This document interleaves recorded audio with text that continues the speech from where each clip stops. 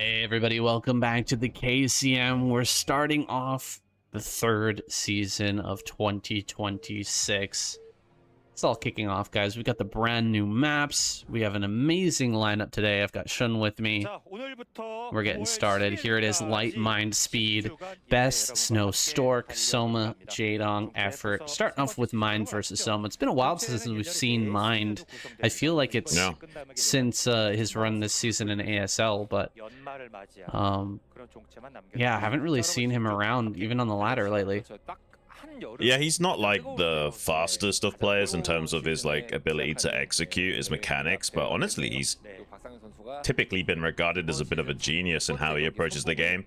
Shame he's not really been doing so well as of late. Maybe he can put on some good matches on display today. And by the way, like, all of these maps are different. Like, yes, this is Attitude still, but a lot of changes now. So like this third mineral base location, the high ground that was kind of blocking up the lanes of access, now they're much more narrower, but they're deeper towards the center. And there's also lots of rocky patches of terrain, so you can't just wall off those lanes of attack with a depot wall or something. And I think the 12, 3, 6, and 9, now you can wall off those ramps with 2 pylons, so a lot more Protoss favored now. Yeah, that's kind of the theme this season with how the maps are being made. Trying to give Protoss a better chance, and there are more changes as well to Attitude that's going to help Protoss out, mostly in that PvT match. Oh my god, Mind going to take a CC first, and he's going up against a overpull here from Soma, so this is going to be a little bit tough to hold. Yeah, I mean, I guess the one thing going for him is that the Overlord's not going to instantly see it, but the drone scout will. So, yeah, this could be a very quick game for Mind, unfortunately. Theoretically, you can defend this if you pull every SCV to the front at the right time. Technically, you can hold this, but it doesn't mean it's going to be easy. Yeah, I mean, it's not a 9 pool at the very... That's the very least, right? So he's not going to be making 6 lings all at the same time immediately when the pool finishes, and the pool will finish a little bit later. He started his natural, but lings are on the way here, make no mistake, and they're going to be very hard to hold. It's going to take a lot of concentration from Mind, and Soma is absolutely world-class in every way, including his drone control, and he will be putting on a lot of pressure. Okay, does manage to get 6 slings out, saved a bit of larva there to get the first 4, and then the 2. This is so much pressure. Mind might just crumble. Yeah, I mean, Soma's very good with his control. Let's be honest. So this is he's almost getting this SCV as well. I'm gonna try and play ring around the rosy of these minerals and keep that alive as long as possible. But what's he gonna do about these lings showing up? He's just getting the bad news now, and the SCV train hasn't yet made its way down into the natural, so he's just gonna tap out unless the SCVs are already down here to buy time and block those lings from getting surface area. There's not a lot you can do about it as Terran. Very quick win for Soma. Well, I barely had time to shake off the rust there, as I haven't been casting very much lately, Shun. We're already jumping into our second game, Snow versus Soma, on a brand new map. This is a crazy one, guys. It's called Odyssey. You can see hallucinated mineral fields out at the front, going to be for preventing any early scout. And the timer there ticking down, you can see exactly how long it's going to last. Not very long, not like it's going to really change the game, but it is a unique method for the map makers to try and prevent things like a gas steal early on from Protoss. Interestingly enough, there's also this like neutral comsat inside the main base, so like theoretically, if you're against like, I guess like a 9 pool and you have to make your CC on the high ground, you can maybe get a free scan off or something like that. I don't know. These are very new maps and we're not yet totally familiar with them, so bear with us. We're like you, we come to grips with how these maps are actually going to play out, but it seems like we have had a revision of Odyssey. Originally there was like mineral patches blocking other areas on the map, and now they've just decided to delay the scout and then everything else fades away and you have total access to the map again. Trying to fake out a bit of a early cannon rush, but I think the big story here is, of course, the mineral patches in the main base. I haven't mentioned it yet, but we've got the fastest possible mineral patches. There are 6 stacked patches right next to the hatchery. If you've never played fastest, I don't know how long you've been watching Broodwar, but this is a huge part of the community. It has its entirely its own scene, in fact. Fastest. I mean, there's casters out there who do the cast in English. There's a massive audience for it in Korea. I've played fastest for years as well, not at any serious level, just as kind of a cool down or warm up for playing 1 versus 1. But adding those elements in is going to potentially bring some of those fans over from fastest map just to check out how it's going, and maybe vice versa as well. Maybe going to encourage some players who are used to playing 1 versus 1 maps to switch over to fastest as well. Yeah, I actually play a lot of fastest these days. I've got like a 74% win rate account. I play it at 2.5 times speed, so it's a lot more intense, but it's actually really fun. Like back in the day, we used to consider fastest like for noobs, but over time, like more and more serious people have checked it out and realized, oh, it's actually really deep. But now a bit of pressure here from Snow. 2 Zealots and a Probe in the natural. Just 4 Lings so far for Soma, so he's actually going to deny a lot of mine time. Maybe catch a drone. It's trying to get away. Might just barely escape with its life there. And with the fastest patches, does kind of help out Protoss a lot. Zerg with fastest patches, usually you're on the defensive, especially on the fastest map. And at the moment, the Soma is taking a lot of damage from Snow's early aggression. Well, yes. I mean, it's hard to say what's the right play here as Zerg. It's just never really been tried before. Throwing fastest possible patches into 1 versus 1, and so he's tried to open with 3 hatches so that he can get out a lot of early defense in Lings, but it just hasn't paid off for him. Snow's gotten quite a few drone kills. He's rocketing ahead, and it's pretty much accepted right now by the pro community that this is going to be a Protoss favored map. It's up to players like Soma to figure out what's the antidote to playing on this. Yeah, he's already got a 3rd base for hatchery production, and the main difference between fastest and maps like this is you're kind of forced to take more bases as Zerg, whereas on the original fastest maps you can just kind of sim city yourself in and get a quick sunken up to prevent that early Zealot pressure doing a whole lot to you. But Soma doesn't have that luxury, so he's trying to figure out a build order that will actually navigate against the early pressure without slowing down his own growth. Looks like he has survived this main pressure from Snow, and going into a kind of 4 hatchery Hydra configuration. I'm not sure if he wants to throw down a Spire as well here. There will be some Corsairs flying around the map, catching a couple of these Overlords, and wanting to put on more and more pressure to Soma, running by 2 Zealots now on the southern hemisphere, probably to hit that 3rd base and apply even more pressure to the Zerg. Soma's got some Lings outside the natural of Snow now, but they need to come back home to deal with these Zealots. Just so much pressure from Snow. He's got such an incredible influx of minerals early that he's just able to get these gateways out so quickly. Very hard for someone to try to keep up with this, and he's taking some damage at the natural. He's having to deal with very early Corsairs as well. Look at how fast these Corsairs have come out and are already putting him under a huge amount of pressure, forcing him to defend at the natural and the 3rd at the same time. Ling's trying to catch this Zealot, not going to be successful, and really the damage from these little tactics has already been done. He's going to get another Overlord, and he's forced so much lost mining time. Snow's just stolen the tempo away from Soma completely, and it's going to be such an uphill battle to try and get it back. Yeah, he's taking a lot of damage, and he's made a sunken and not a spore here in the natural, so he's going to be relying purely on hydras to try and save the day. But already, I would say, almost critical damage has been achieved by Snow. Like, he's already getting into his mid-game gateway explosion, much ahead of the schedule than you would on a normal map. I mean, both of these players' tech tree are a bit more advanced of where they should be because of those fastest patches, but you've got to favor Snow currently looking at the game on paper just because of how much damage he's managed to achieve, and now he's got speed lots that are going to be charging into the fray. Like, look at Soma, like he's barely able to fill enough drones onto these bases. He's got hardly any units, and just one sunken might not be enough to weather the storm against Snow. Oh, a few mutas pop out just in the nick of time. Looks like this will save the day. A couple of drones might get targeted down, but pretty good control overall from Soma will mitigate a lot of this damage.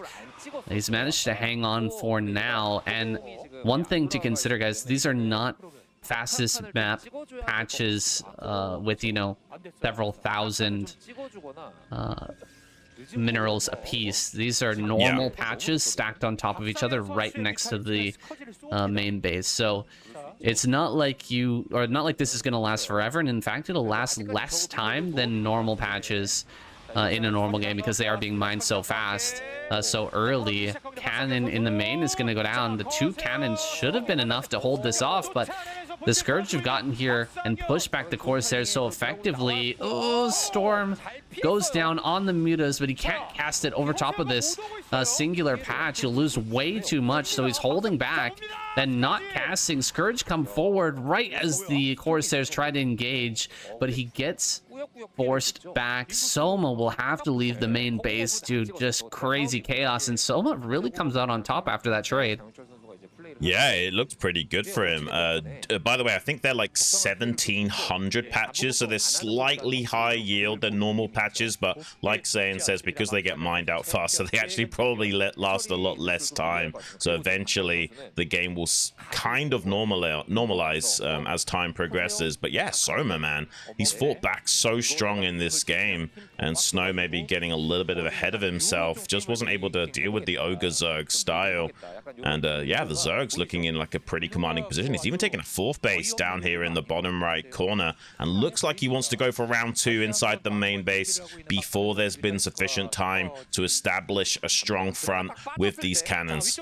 Oh my gosh, diving in again so quickly, and No's not really ready for it. He's finally going to engage with the Corsairs, but he loses a bunch of them. This is kind of necessary. He needs to prevent Soma from taking over that main base so that he can do some sort of counter attack, put the pressure back onto the Zerg, because he's letting him grow a little bit too quickly.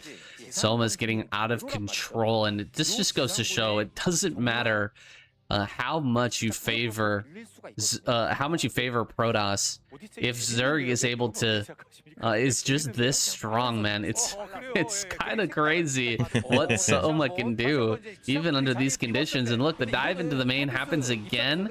He's taken so much damage this game. He's still controlling Snow so well, and Snow is going to try to counterattack, but I feel like he's got enough back at home. How many sunken colonies is this? Just 2 in this base. There's 1 High Templar. Counterattack just gonna bail out with the drones. Great storm on all of these, but he doesn't have too many storms left over after that.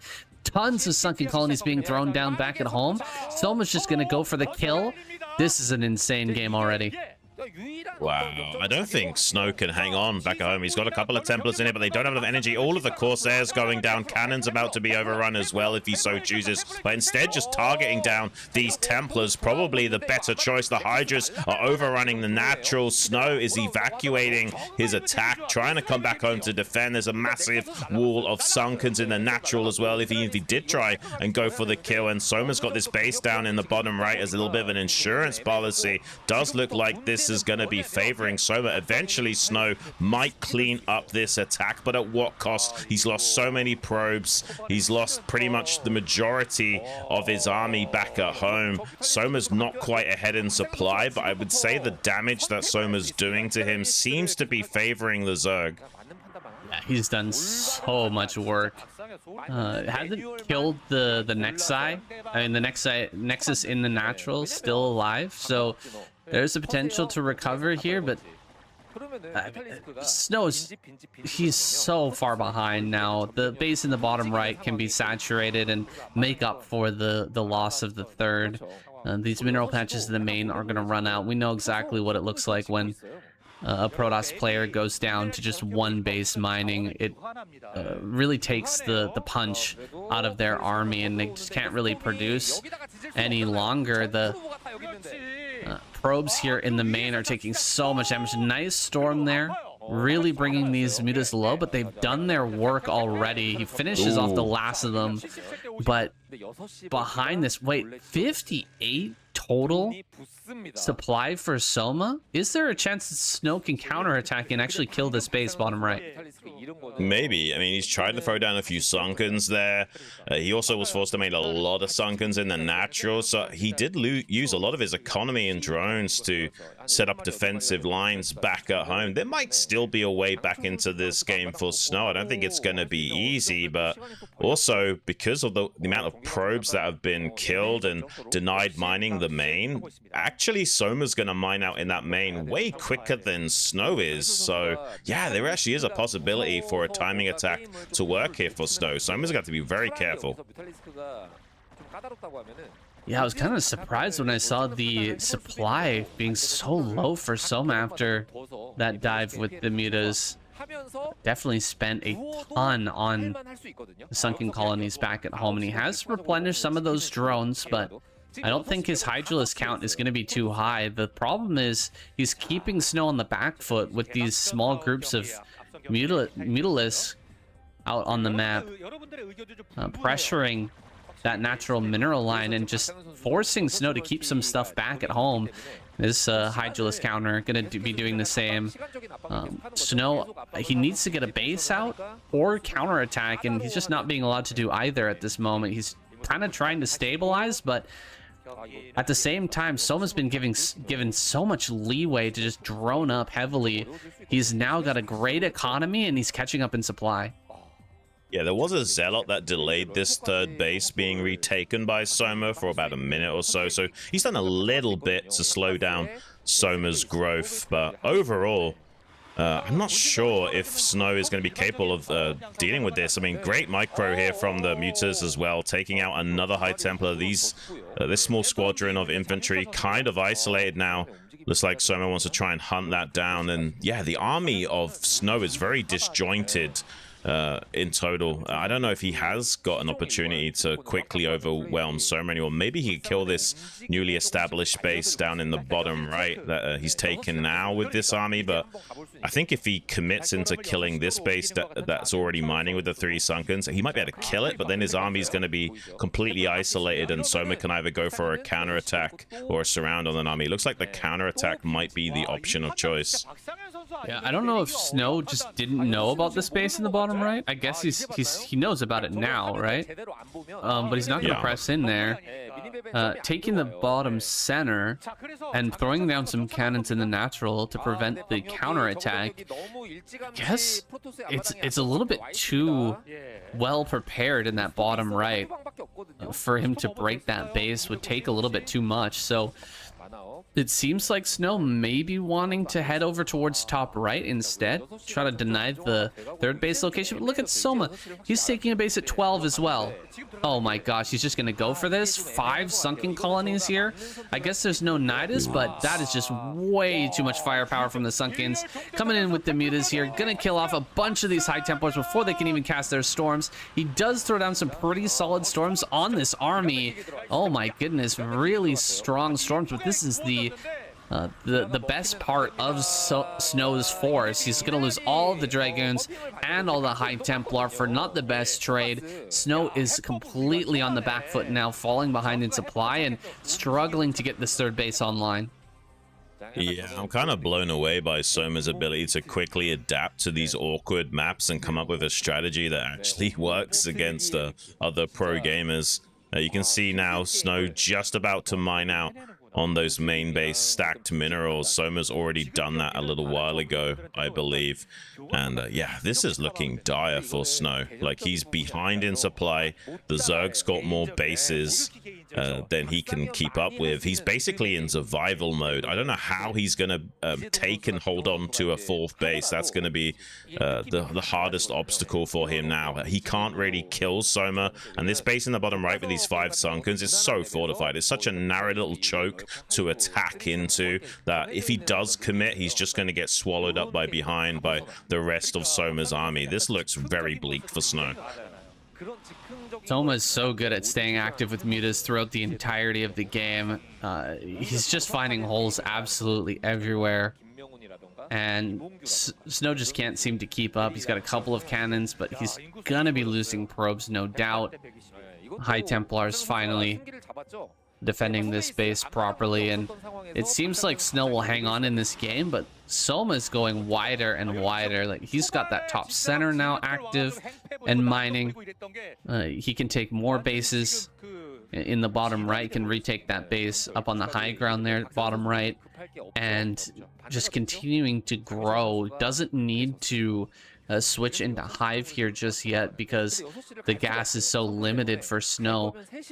Denying a 4th base with layer tech is probably going to be his win condition, and Snow just goes for a counter. He's suddenly rushing across the map. He's just going to attack in and hope that he can hold back at home while Soma counter attacks. One storm goes down on some of these mutas, but he's going to lose all these High Templar before he can storm the Hydras, it seems. Yeah, just targeting those down one by one. 2 High Templar left, and it looks like he's going to lose them all. Oh, maybe one going to survive. Looks like a lot of this army has turned around and come back home. The base was not killed by Snow, so center right left a few zealots there to try to clean that up, but he can't get the kill. The base survives. The trade not the greatest for Snow here. He turns around again, gonna start heading back across the map, ping-ponging back and forth. Soma just gonna go back in for the counter once again. Yeah, these mutas have 1/1 upgrades as well, so they're a bit more tankier and can pack a little bit more of a punch than usual. That's why they've been so valuable in this game to the Zerg. But there might be a little bit of life in this game here for Snow. I think he is capable of overrunning this natural 3rd base at the 3 o'clock position. Soma, though, he's not slowing down. He's morphed some lurkers. He's coming down to the natural choke point of the Protoss. If he can't kill him, he's certainly going to try and contain him here. But looks like he is trying to get a kill on this expansion of Snow, one of the main bastions of hope. He hasn't quite mined it out yet. It would be very devastating if he's forced to retake it. He's pulled his army back home to try and defend this, but there's no observer to spot. Okay, here's some observers on the left-hand side. He can actually push into this and clean up this force, but Soma's trying to go after the probes, targeting them down now with the subterranean spines. Doesn't quite get the connections he was looking for, and Snow actually does clean up this army, but at what cost? He's still behind. Oh my god, that was so close. Those subterranean spines almost connecting with the bulk of the probes. The natural would have been absolutely devastating, but he hangs on for the moment, rotating again towards that base at center right.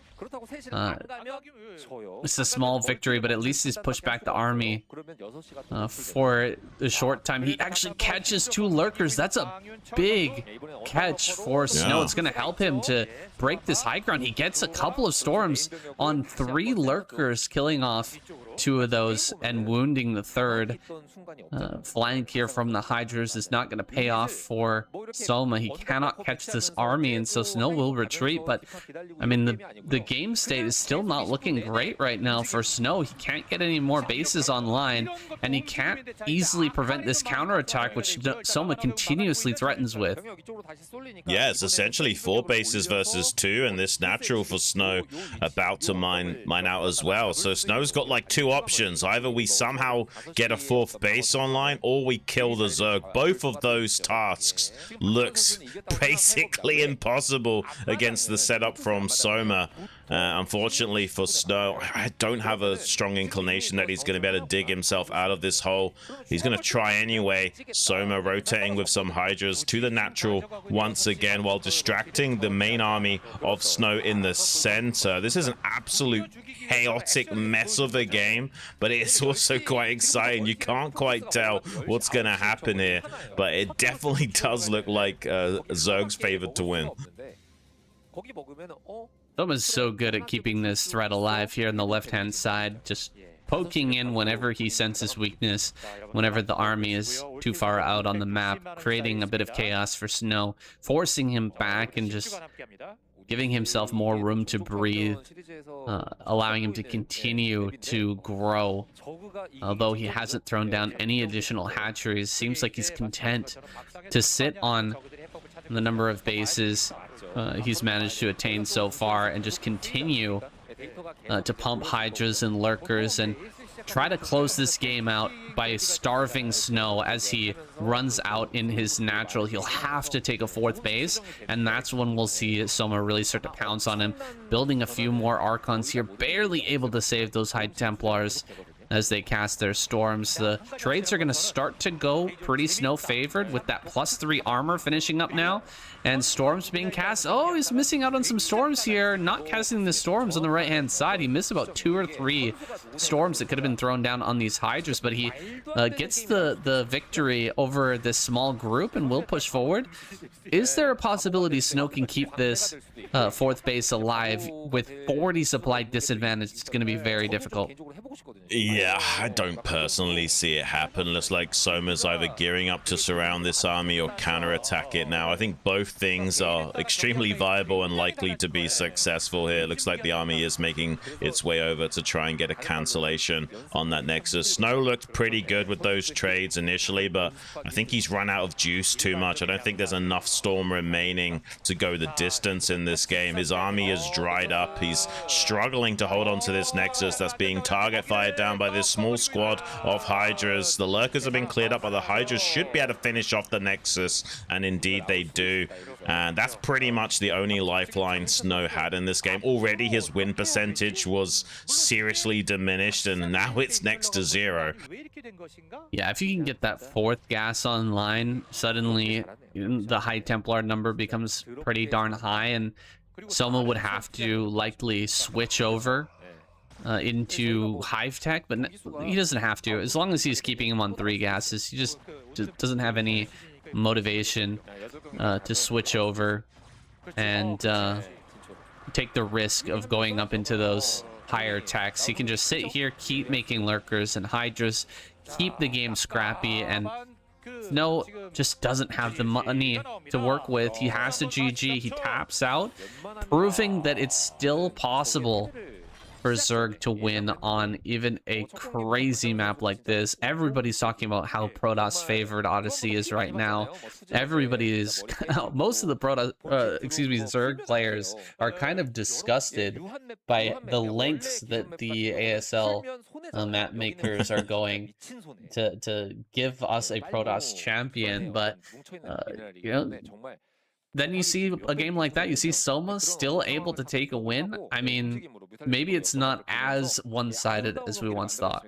Only time will tell, Shun. Only time will tell whether this season the maps are really truly going to be favoring Protoss, or whether Soma, even if they are favoring Protoss, if Soma's able to overcome them, overcome the odds like he did in the last season. When so many maps were Terran favored, we were pretty sure that Flash was going to be able to dominate right up until the finals, or at least one Terran player, maybe Light, someone like that, was going to be able to take this season home. But some proving that he can defy the odds and come up with some powerful strategies to shut it down. I really wasn't sure what Zergs were going to do with that fastest mineral patch, but Soma seems to be leading the way.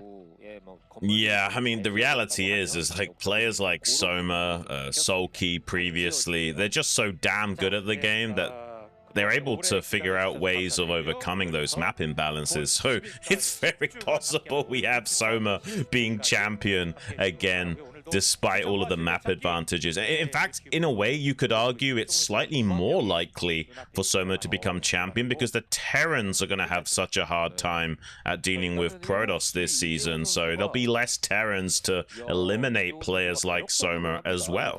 So yeah, maybe it's possible that despite all of the advantages that are given to Protoss, it still might be a Soma reigning champion. There's a few differences on this map Octagon now, like the center is not buildable anymore besides a small chunk in the center. Like you can't just build a racks on the left and right hand side when going BBS anymore. The 12, 3, 6, and 9 are now wallable with 2 pylons rather than 3. That's going to help out Protoss as well. But this map is pretty much the same besides those small differences. Yeah, just little balance changes here and there. But honestly, I feel like this is a great map. Overall, this has given us some of the best games. It's provided a lot of entertainment this season. I'm glad that it's back in the map pool once again. Cross-map situation between Light and Soma. Wonder how Light wants to play this on Octagon. Whether he's going to play his normal style of just insane pressure with Marine Medic and, you know, drops and all that stuff, sticking on around 35 workers to really hammer down the Zerg earlier. If he wants to try do something a little bit different, go for maybe a transition to mech or something like that. Things just has not been going well for Terran lately. There's definitely going to have to be a mix-up in this matchup soon. Yeah, it looks like just a +1 build here from Light with that fast eBay. I agree, like Terrans have changed the least in terms of the way they've approached the meta, especially in TVZ. Yeah, I don't know if they need to go back to the drawing board, or they need to completely like revolutionize the way they look at the matchup or what have you. They're certainly going to have to come up with interesting ways of playing on some of these newer maps that are completely out there and off the wall in terms of gimmickiness, which tends to favor Protoss. Whenever a map is a bit unusual, tends to favor the most versatile race, which is Protoss. So Terrans are definitely going to have their work cut out for them this season of ASL for sure.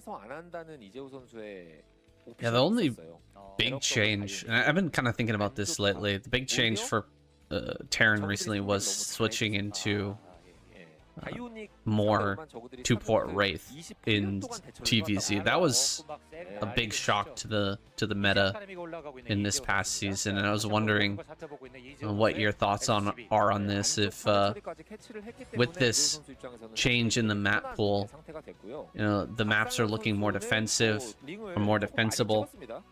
You know, naturals are tightened up to make it easier for Protoss to defend early game. They've cut down on the ability for Zergs to do these early busts with Hydras and such like that. Is it going to be another season of the Wraith meta? It could be. Personally, I'm a big fan of mech switches, but it's also like arguably the hardest way to play Terran versus Zerg. There's not many players that are confident doing it, although we did see Scan do a very good job. I think that was against Sulky on Attitude or something like that last season. It's a very strong build, and it's one I would love to see more of. I think it has the most potential out of all of the Terran styles, but it does require the most insane execution that most Terrans seem to shy away from it.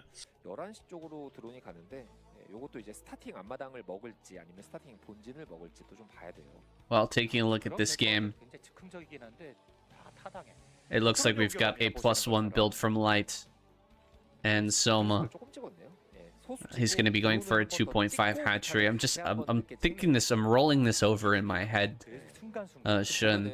I feel like Soma, I don't think he's gotten the praise that he deserves just yet in Broodwar, even though he made this miraculous win versus Flash this season in ASL in such a strong Terran map pool. I feel like there was so much more celebration when, you know, Flash was dominating, and the map makers basically made an anti-Terran map pool to try and shut him down, and he still somehow managed to come through and win. I feel like that's pretty much the same thing just happened for Soma, no? And he might even do it again here with Protoss being favored. Like, that's even more impressive in my mind.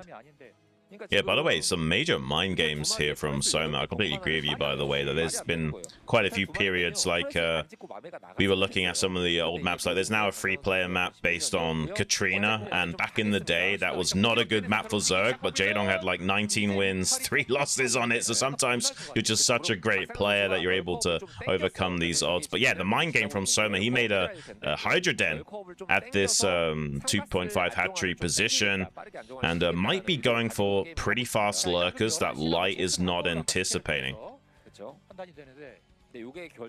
Well, the Hydras are actually moving towards top left, so I guess he's just going to be setting up the lurkers defensively over there. Yeah, there's a possibility if Light doesn't scout that, maybe Soma can set up like a whole position play, and if Light, heads up there to try and break the top left, you might get completely surprised by that whole position. That could end up happening, but overall, Light's being very defensive. He's keeping these Mutalisks back, and he's probably going to be waiting for his first couple of vessels for this first move out, and it looks like he's playing a pretty standard style of 4 racks. Just going to be getting oh, he scanned the natural, so he sees everything. He knows that there are lurkers out already. Dive into the main base from Soma. Ooh. A couple of SCVs go down. Slowing down the starports is pretty fantastic. Going to limit the number of early irradiates that are available, and nice stack from Soma over here on the high ground. It is pretty breakable, though. You can get a pretty good angle on that if you spread your Marines very liberally around this army. It's possible that he could actually get the kill on these lurkers. He's going to go after the Chrysalis here first, and then maybe try and attempt this. Lurkers coming up from behind to potentially dive on that if Light was bold enough to try and break the high ground. Yeah, and it also works in stopping Light from reinforcing that position as well. If he tries to conjoin these 2 infantry forces together, if they're on hold position, this could be devastating for Light, and he is actually moving up there with the remainder of that infantry force now. If these are on hold position, saying this could be pretty devastating for Light. They are on hold position. Uh-oh, here comes the massive spines now, eliminating at least about half of that infantry force. Wow, man, Soma is on a tear today. Well, he's now going to be getting sandwiched by Light, but very nice dive on top of those Marines that were reinforcing. He kills off a lot of them, trading out the 3 lurkers for a good chunk of this army. Light making some nice moves despite getting completely blindsided by the whole position lurker play.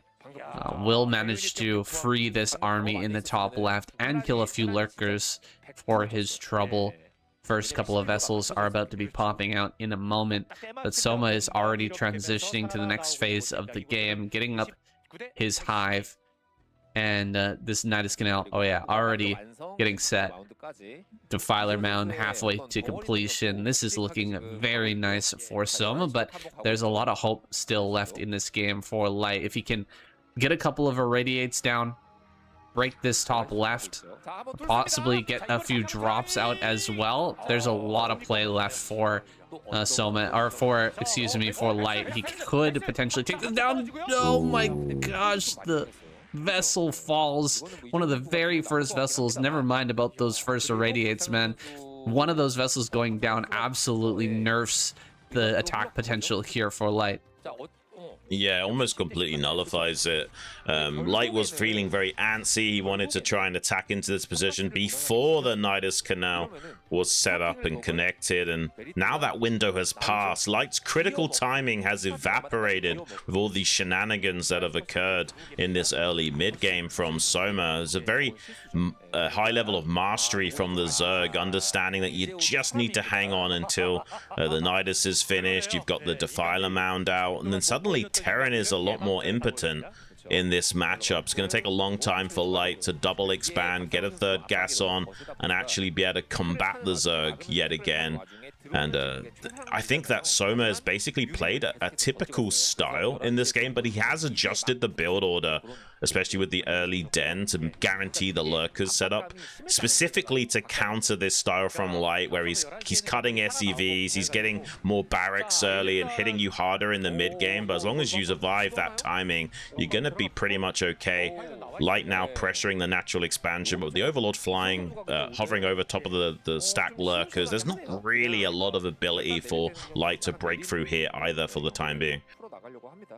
He's going to be thrown back pretty easily, and Light, he's going to be relegated to taking that 4th base, trying to do some sort of a transition. Will it be a mech switch like you were talking about earlier, or are we going to see just tanks being made to supplement the bio play from Light? I think probably the tank bio play is going to be more likely.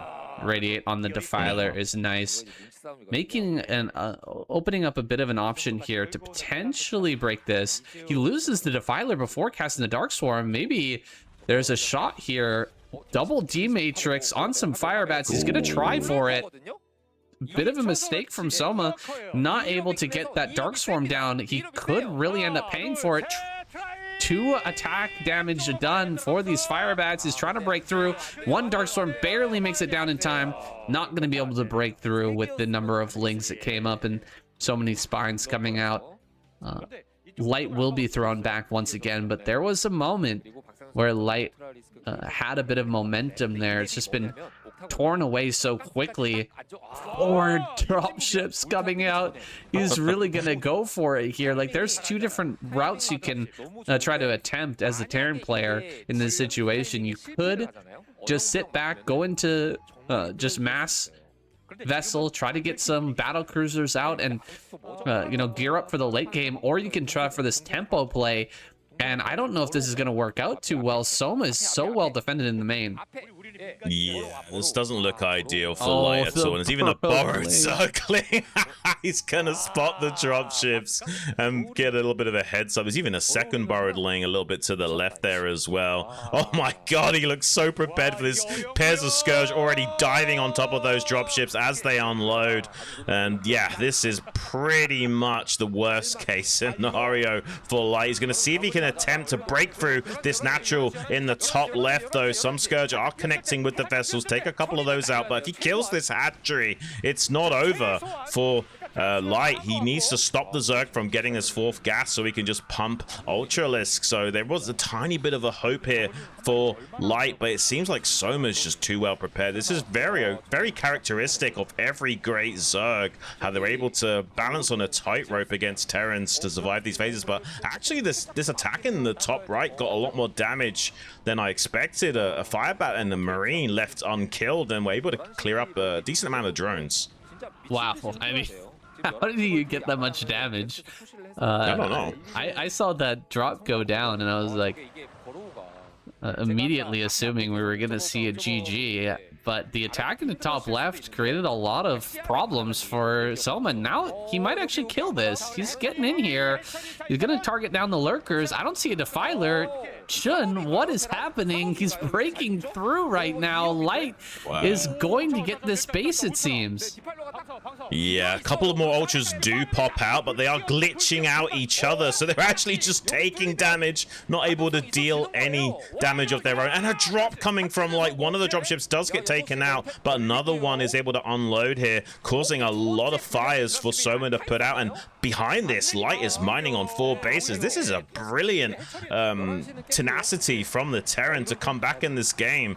He was completely shut down in his mid-game timings, but he seems to be navigating it just fine. This is kind of crazy from Light, that despite all of the obstacles that have been thrown in his way, he's still able to figure out something to work. But these 2 ultras are actually causing a bit of a pain in Light's side. He couldn't even get them down into this bunker here, and suddenly he's gonna lose all these SCVs at the 6 o'clock.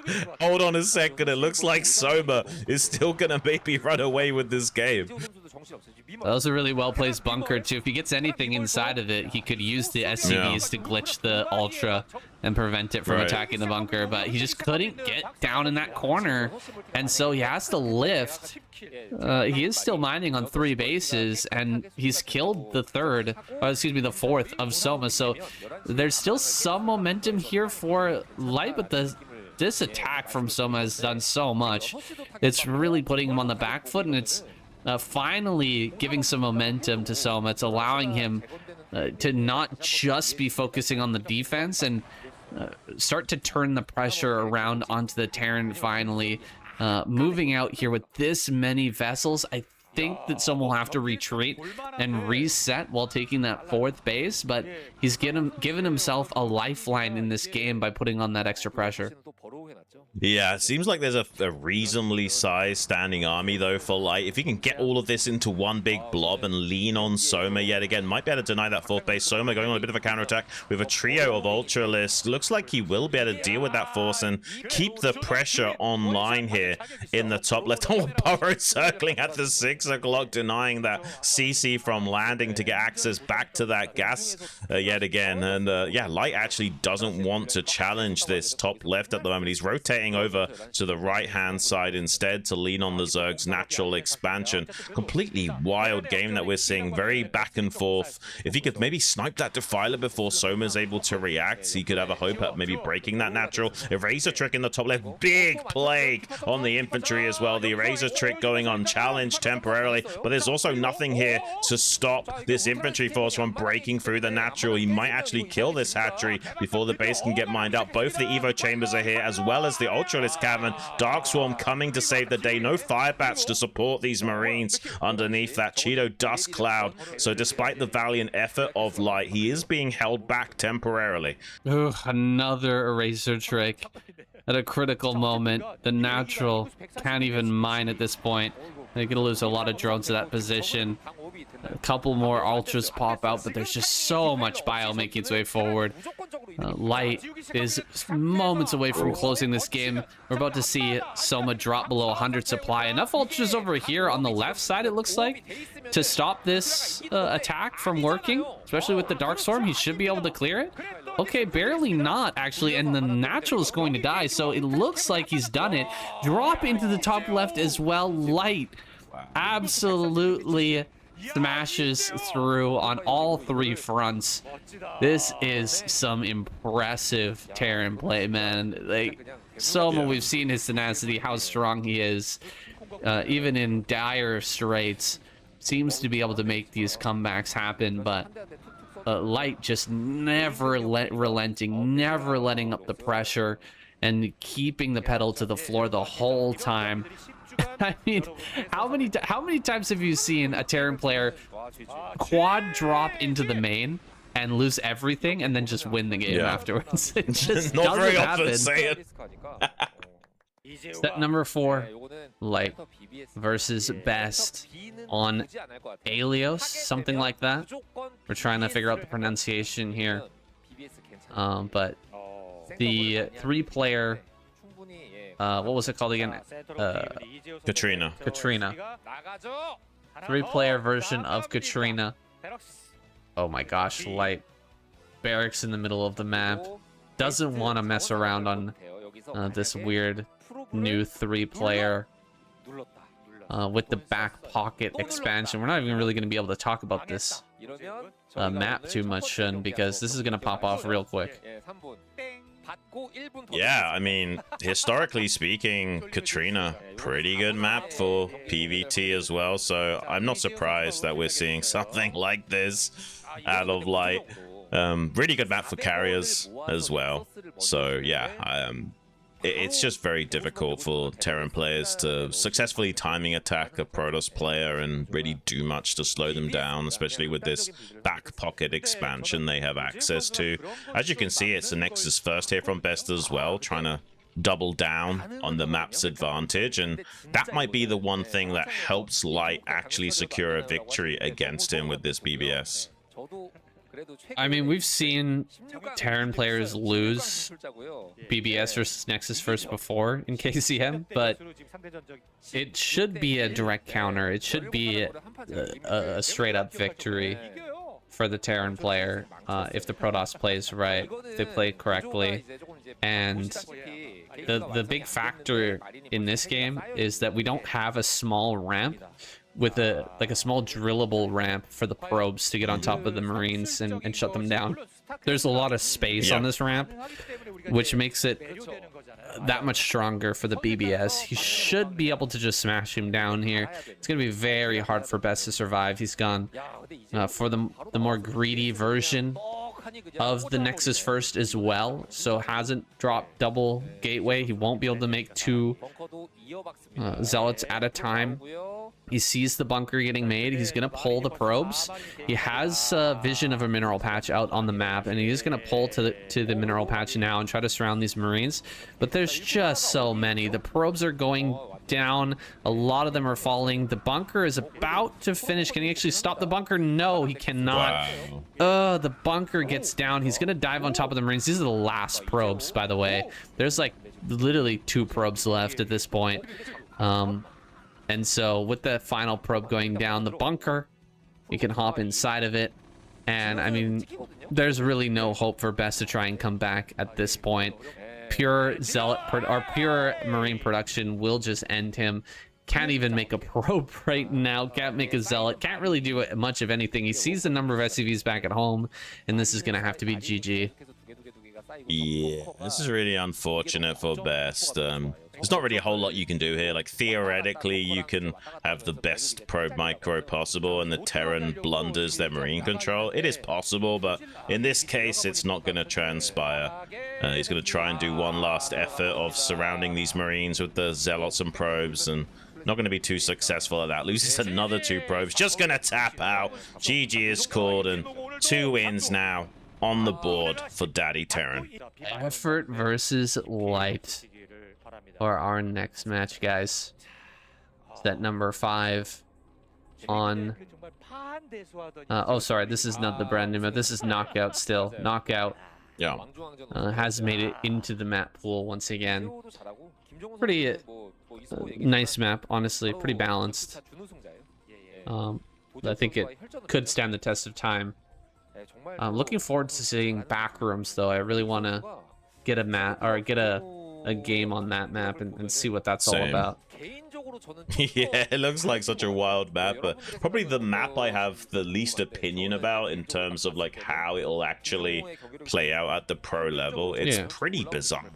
Like, yeah, I don't know what to make of it just yet.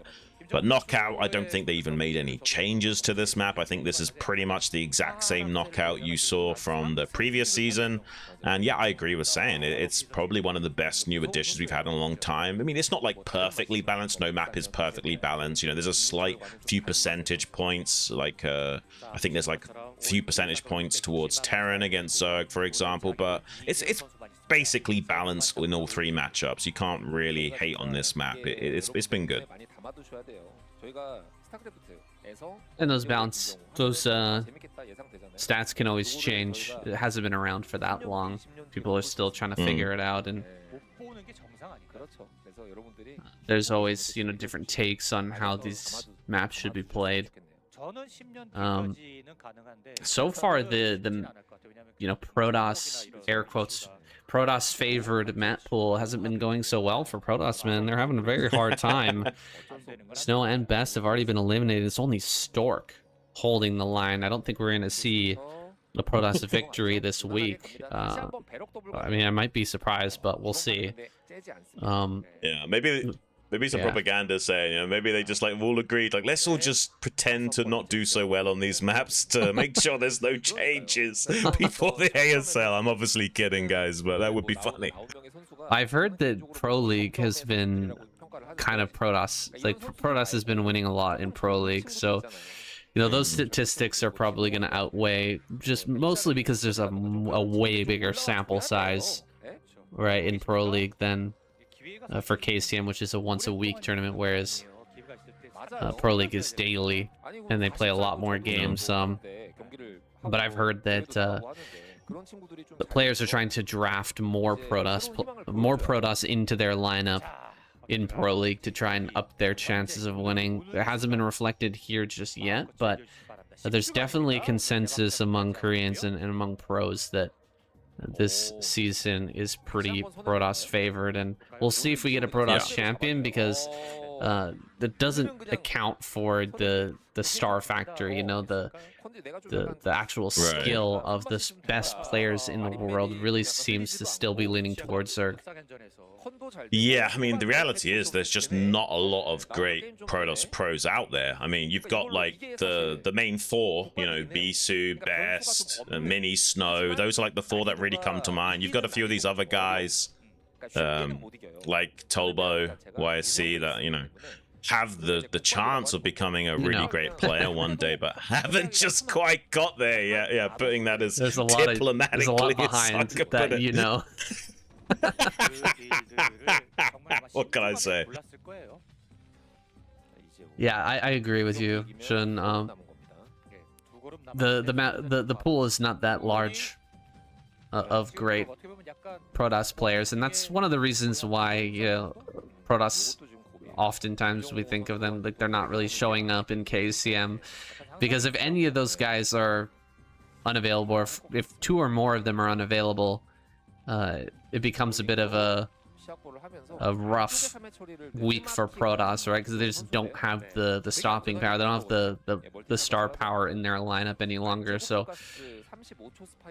we definitely are in need of some stronger Protoss players, and maybe this season will, you know, help to encourage more players to play Protoss. Who knows? You know, maybe we'll see players who haven't really come out for ASL think that they have a bit more of a chance, and they'll give it a shot, and we'll see some more. Well, I did hear I think I can talk about this. That I got a little bit of insider information that players like Light and Speed have speculated maybe playing Protoss this season. I'm sure a lot of that is just like kind of like banter, like that, you know, it's their way of like showing how crazy this new map pool is. I don't actually think Light will play Protoss in ASL, for example, but who knows? Maybe one of these guys. Yeah, it would be really funny, but yeah, I doubt Light's gonna do that. Maybe someone like Speed might. I think that's more likely. But yeah, there's been a little bit of craziness in terms of how people have responded to this new map pool, but I don't think they've got much to worry about. I think like player skill is gonna play a bigger role than the map pool, especially when Protoss is concerned. There's just not enough great Protoss players to really exploit it.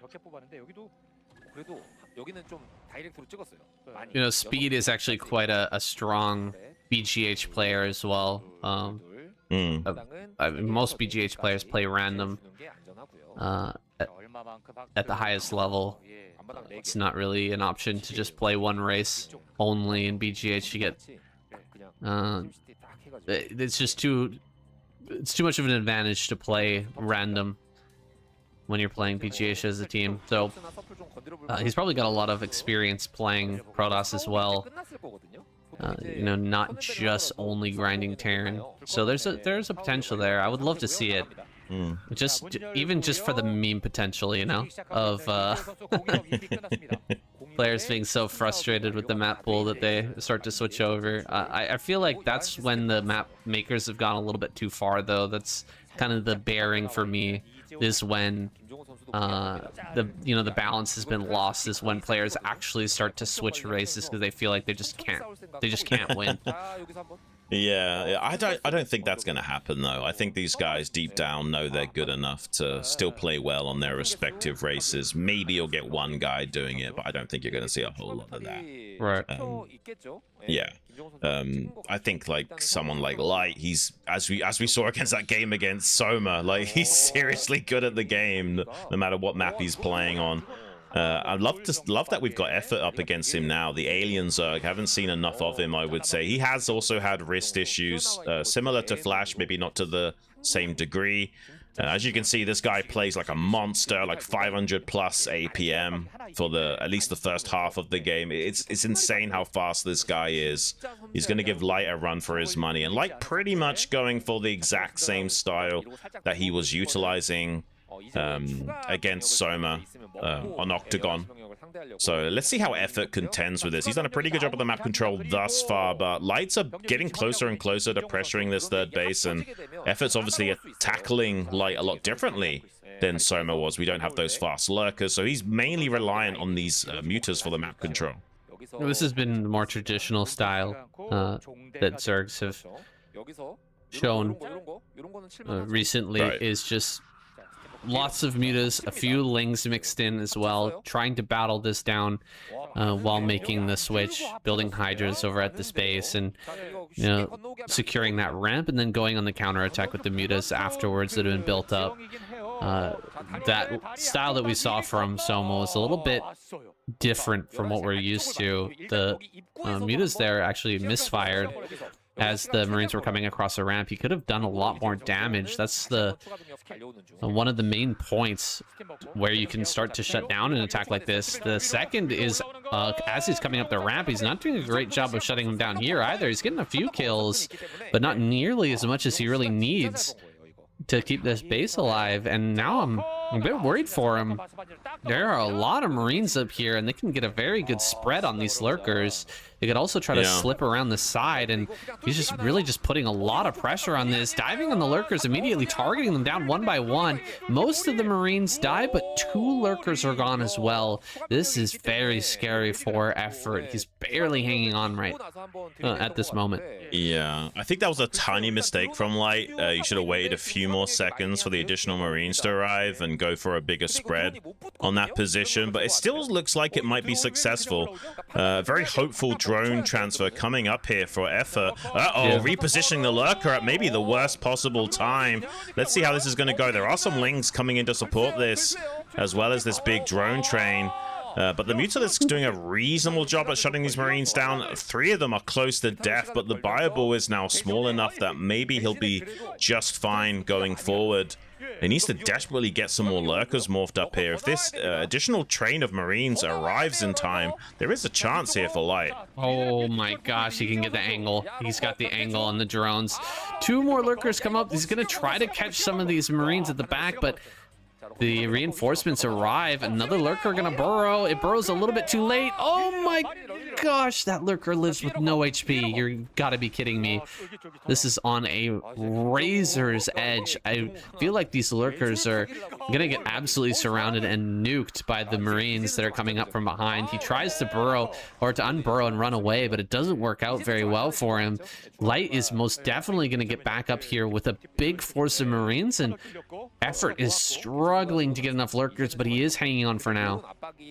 Yeah, I like that Light's taking the 3 o'clock base as his third to gain access to the gas and just ignoring the mineral only for now. That's a very wise decision to try and stay ahead of the curve of the game if he's not able to kill this base. But here comes a big force of lurker, ling, muta to try and shut this down, get a perch on top of this ramp, finally to shut down the aggression from Light. Looks pretty successful thus far here from the Zerg player. 2 irradiates have gone down, so 2 of those lurkers going to die. As soon as that Nidus canal is all connected up, though, you can't really hammer this base to the same extent anymore as Terran. You kind of have to go to the next phase of the game. Could be seeing those drop ships yet again from Light here to try and secure victory. Oh, a repositioning of the lurkers gives a small window of opportunity to the Terran to try and break up this ramp. Not quite successful at completely annihilating these base with minimal losses, but he is still going to break through. He has made a little bit of progress, but there's not enough infantry in remainder to go the distance and completely shut down this base just yet. It's unfortunate there for Effort. You know, he got irradiated, and instead of moving his unirradiated lurkers into a better position, he was busy doing something else and ends up losing quite a bit. Oh, he barely keeps the Defiler alive. Super important that that lives right now. It manages to throw down a second Darkstorm, but loses its life in between those orange clouds of death. Effort has enough lings, it looks like, to claim the low ground, but reinforcements are coming. Light is just slowing down this fourth base, excuse me, by a huge amount, and Effort's been struggling the whole time to try and keep the wheels on this bicycle as he rides down a rocky path to a fourth base, an eventual Ultraless transition. The fourth is going to be canceled, forced to cancel. Can he get over here? One vessel? No, not even a single vessel ends up going down, and it looks like this will have to be canceled. Effort keeps the drone alive for now, but another round of Firebats. Actually, so much pressure from Light. He is so good at keeping these Zerg players down. Yeah, this wall of Firebats might prove devastating for Effort. He's reliant purely on Lings to hold this. Here come the Firebats now. Big Plague on the bulk of that force, but I'm not sure it's going to be enough. Only 3 of the Firebats received that Plague. They will die very quickly, but maybe the remainder of the Firebats can do a better job, and they do clean up that Zergling force. Force the cancel yet again, and because there's no dropships being made, this vessel count is getting a little bit scarier now for Effort to contend with, and Light's been churning away on that third gas base for quite some time. He's looking in better and better shape as this game progresses. Finally, we see a few dropships being made, but not before establishing a pretty sizable vessel count. He's lost 1 or 2 vessels, and he's got, you know, about 7 or 8 vessels here in the main standing army. It looks pretty good for Light going forward. If he can keep denying this base, start to produce some tanks, this game is going to get harder and harder for the Zerg. And he is so good at splitting his forces and keeping the irradiate pressure on, not eating those massive plagues that are so common. Like, he knows exactly when to back up here. He gets out of range of those plagues and gets the irradiates down that he needs to open up the position a little bit later on. Like, Effort pushes down onto the low ground, but he's lost a couple of defilers, and he's weakened this position enough to where a combo with the drop plus an attack into that top left might just break Effort now. He's at the very edge of what he can handle, and he's in fact supply blocked at a crucial moment as Light is about to attack in. There are so many vessels ready with these irradiates. Scourge not going to catch on to the vessels which are just out of range. He's going to back away. And where is he going with this drop now? This is going to be a critical play from Light. He's going to put on pressure to multiple locations at the same time. Scourge in position. Can he actually catch this as it's coming in? He should be able to. One dropship is going to go down immediately. Second drop falls as well. Great hold, but that's not the end of this. We've seen it before. He's failed with the drop, but still managed to win the game, and he is breaking through over in the top left already. Yeah, we don't see... Okay, there's the Defilers, but there's no Lurkers here, just some Hydras and a few Lings. Might actually be able to get a kill on that hatchery. He's targeting it down now. I'm not sure he's actually going to be successful in killing it this time around. Effort hanging on by a thread in this game. Also had a Plague on those vessels. 6 of them softened up to be one-shot by those Hydras. Another Plague coming out on a small clump of infantry there. Effort's doing a great job of holding on in this game, but there has been a lot of progression from the Terran. He's getting a 4th base behind this as well. He's starting to make tanks to lay siege to the Zerg. Just going to ramp up pressure. Here comes that Irradiate onto the Defiler as well to put a timer on this defense. If you just forget to make one Defiler to replace that, can be game over for a Zerg. He's kind of banking on Effort, making a few mistakes and not quite able to keep up with the tempo of this match as we progress forward, and very possible Light could find a way of breaking through at some point. 6 plagued vessels right now. Ooh, 1 Firebat with the D-Matrix is actually going to break this Lurker, it seems. Yes, the Lurker goes down. 1 more Lurker, though, to shore up this defense. Does not have a Defiler to try and push everything back. If he did, he could try to go for some one-shots on these vessels, but the vessel count is very high right now, and Effort finally gets his 4th base online, dude. Razor thin margin here for Effort still standing. Another drop is going to come in potentially to the main. There are more Scourge available, but they might be slightly out of position. Can he get in here and deal a bunch of damage while the pressure is being set over on that top left natural? Not able to get the full connections on these drops, and so this damage will be done. Diving on top of the army in top left Effort clearing out a lot of it, but the damage in the main is going to be devastating. He loses the evolution chamber and a ton of drones. May end up losing the Defiler Mound as well. Not many medics in this army, and look at this, a little bit of craziness from Light. He's actually losing control of some of his forces. He's trying to push in right now, even though there's Darkstorms right on top of his units. Another Darkstorm should be coming out with these lurkers as well. I don't think he's breaking through here, but he's done a lot of damage in the main. Yeah, he also lost the Spire, so no more Scourge or a Mutalisk to help snipe those vessels. Pretty much all the vessels besides 2 have been plagued. Unfortunately, that plague didn't get the fresh HP vessels, but they are still one shot to the Hydras. It's fortunate that he killed the Spire so that Effort doesn't have the luxury of just making a single Mutalisk to go in and clean all those remainder of plagued vessels up. And has got this 4th base well established now and kept Light back. But Light's not slowed down. He's got this 4th base and a 5th base in the top right. But Effort going on a counterattack, trying to kill this factory. Actually does get the snipe on it before the machine shop can finish building. Pretty big pick-off to limit the tank production of the Terran. He's not actually going to do much to the economy here of Light, but stopping him from making a critical count of tanks can be crucial. Science vessels still sharking around, trying to irradiate all of the Defilers, especially that one trying to get through the Nidus Canal for safety, trying to open up a hole in the Zerg's defense. Finally, Effort's had enough of that and is trying to shove Light back, but a single firebat under a Dark Swarm going to be a little bit annoying for Effort. Well, this game is actually going to open up. It's kind of crazy that we've gotten this far, but I think Effort is going to make it happen. He's going to get center left, I believe, and at the same time grabbing up this mineral only as well. I mean, this game can get really crazy soon. He's going to get 2 vessels with max energy.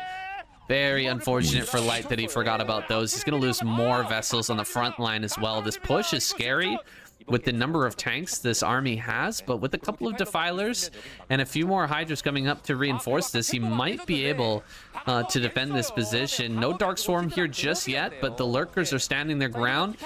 Again, the Defiler is about to arrive here. As soon as the Firebats are dead, Dark Swarm on top of the Hydras will be very strong. Lurker not able to get under the Dark Swarm. Actually, panic moment here as he is unable to defend this base. One more Lurker here. Dark Swarm enabled under the Dark Storm. He will be able to pressure this back. I think one burrowed Hydra. That does sometimes happen in a moment of panic. He dives forward with the Plague, and Dark Swarm will shove Light back for the moment. Crazy game right now, but Effort is starting to seize control away, and he will start the counterattack finally. Yeah, he's taking both of these mineral-only bases, trying to go up to 6 total bases. Light has got this CC up in the top right, but he hasn't yet done anything with that base. Another monstrous plague coming down. Hydra Defiler so cost-efficient at cleaning up this biomech style from Light, and he's done a good job of shutting down the tank production and picking off the tanks when necessary. So I would say the Terran's in a bit of trouble. They haven't really got a scary army anymore, and he's having such a hard time of containing the Zerg threat.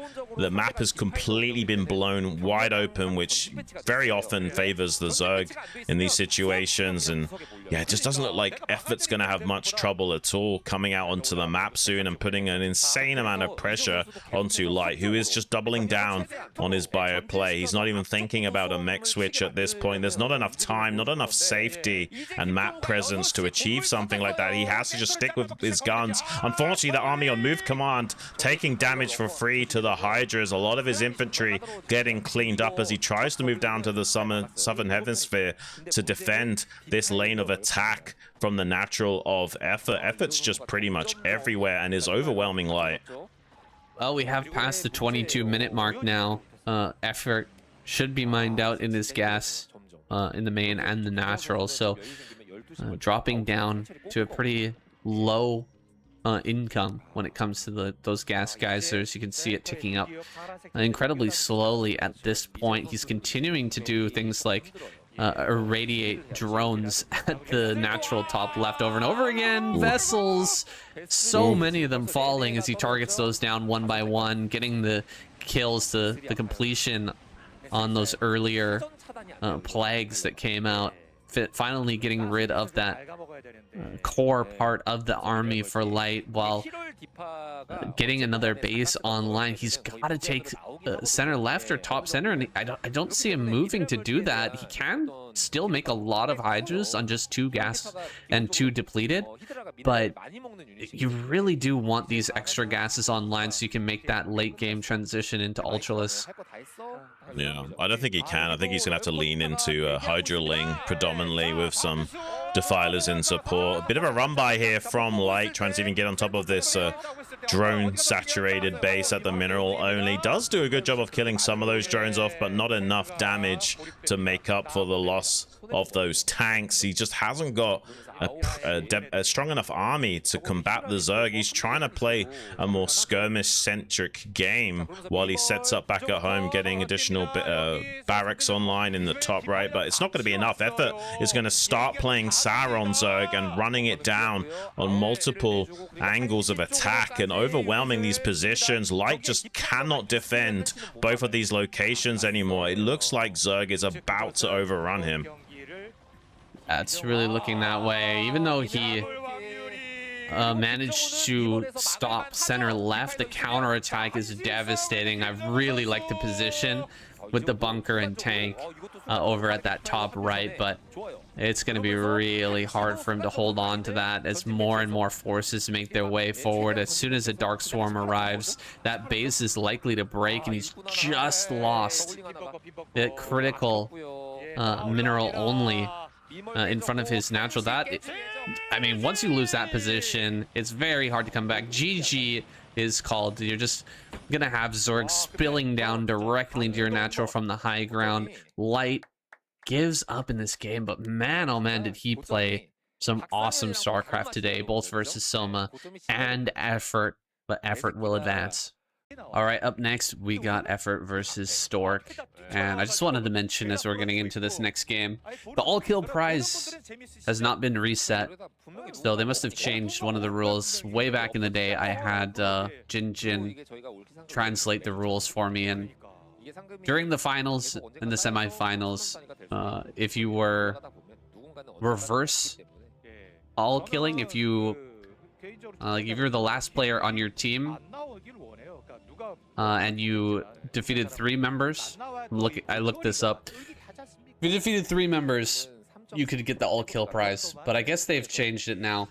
You have to kill 4 players in the semis and the finals. That's a tall order, man. But it's hard to get an all-kill in the normal week as well. And as a result, we've got that all-kill prize still rolling over, and it's going to roll over again this week because there's no way for anyone to get that prize here. Right, and we've had like a new trend in KCM in these last few seasons where most players are struggling to get a triple kill. Like pretty much everyone gets like 2 kills max, maybe sometimes 3 kills, rarely. But we haven't seen that like dominance that we saw in a long time ago in KCM, where players were actually getting a fair number of those all kills. Everyone's just so good at the game now. There's always a way of taking someone. And now we've got, well, probably one of the most craziest new additions to the map pool, Colorless Fate. It's basically got a minute-long rush distance because of these natural egg blocking in the natural. So things like gas steal against Terran pretty much off the cards. Who knows though, maybe there's some interesting strategies that could work out. Like, I don't know if you could go like 2-hatch lurker and bust through those eggs and surprise them, but because you have to bust through 2 layers of eggs, I'm gonna imagine that's not gonna be that good either. How this map will play out is anybody's guess. The only thing we know is the rush distance is insanely long, and you're not going to be able to honestly, I feel like this is another way that the map makers have decided to make it harder for players to quickly bust, to put on early aggression. Oh wait, you can actually walk through there with the Zealot. What? That's got to be a bug, surely, right? That can't be intended. Am I crazy? I guess I just looked at that and assumed that this was a wall. Yeah. Wait, you can just walk past that?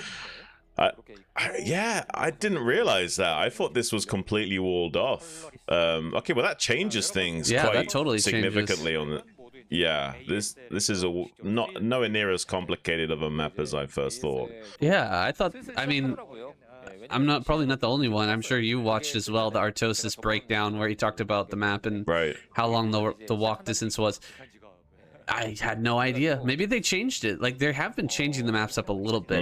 We were talking about it before this game started, that they, like, you know, removed patches on certain maps and, you know, changed some of the map geometry. But, you know, maybe they decided that it's just too far to go around the outside, or perhaps we were just a little bit off on our original assessment. Yeah, well, they definitely did on Odyssey. Like, they had minerals blocking the ramps in the center initially, and then they changed it to just hallucinated minerals outside your natural to delay scouting early game. So yeah, there's going to be a lot of map revisions before the ASL actually starts, and probably even more changes than we've already seen to these maps as well, to refine them as much as possible before the big event starts. But yeah, this makes this map way less convoluted, I think. Like, this seems a lot more reasonable as a map now with this being... Yeah, and this Zealot is kind of funny. Parking right out front of the natural like this, you can't really clear this very effectively, and it's a great scouting tool. Like, Stork didn't need to send a probe. He sent this first Zealot, parks it here, and he's just gonna know if any Hydras are being made, because you can't go all the way around. Like, taking the long way is just not an option. He will have to kill this before making Hydras. So as soon as that starts getting attacked, he just builds a cannon. This cannon is so far delayed, though. I mean, he already, I think, has the Stargate done, and he's got a Corsair out, and he's built the Citadel before he starts a single cannon. That is a crazy amount of greed that Stork's been able to get away with. He's really adapting to this map well. Yeah, it looks like he's getting away with it. I mean, there are a lot of Zerglings here made by Effort, but these are mainly just to make sure there's, you know, not going to be any successful Zealot pressure coming his way. I don't think he can actually bust through this tight little choke on either side. Yeah, it seems suicidal. I mean, maybe you could barely kill the gateway if you flooded like twice this many lings, but yeah, even that seems like such a bad move to make. So it does seem like it's just going to be a pretty nominal configuration here. From Effort, just going into 5 hatcheries off of the Spire. And maybe Stork can get another Overlord kill just before the Scourge pop out. Because he's taken so many liberties, he's actually getting a second Overlord, and he's building a second Stargate as well. Oh, wow. Okay. Whoa. This is kind of crazy from Stork. He really needs to keep all these Corsairs alive. He turns around in time. Did he kill the Overlord there, the third Overlord as well? That's kind of crazy if you manage to get 3 Overlords initially with these Corsairs. I think he might have, actually. I'm not sure, yeah. Looking at the supplies, I think he only got 2, but I guess it's possible that Effort overmade Overlords to replenish, and he bounced back in supply, but I'm assuming only 2. I'm not so sure about that. But yeah, I mean, it looks like Stork, he wants to really ramp up the Zealots' pressure here against Effort. Some Zealots now moving into this bottom right base. Sunken's not yet finished, but it's about to pop, and it finishes just in nick of time, and he can drone drill onto that geyser as well to lock these Zealots in place and glitch them out on top of that Sunken. Pretty good drone drills here, having to use the F keys to slide his drones to the other base as well, but Stork's doing some good target firing, and that's actually killing a fair number of drones. This is some really nice damage for Stork right before the Mutas came out as well. He's going to ping pong back and forth between the main or the natural and the third base, trying to get some damage over here as well. We're about to have critical mass of Corsairs on the field for Stork. Like, he's gonna have like 8-10 Corsairs here pretty soon, and that's gonna be a real threat. But with the Zealots gone, can't really move out just yet. He's gonna have to sit back a little bit longer. 2 DTs pop, and now he's gonna go to work. Immediately guns down those 2 pairs of Scourge. Yeah, no connections on these Corsairs at all. Dude, Effort is in a lot of trouble.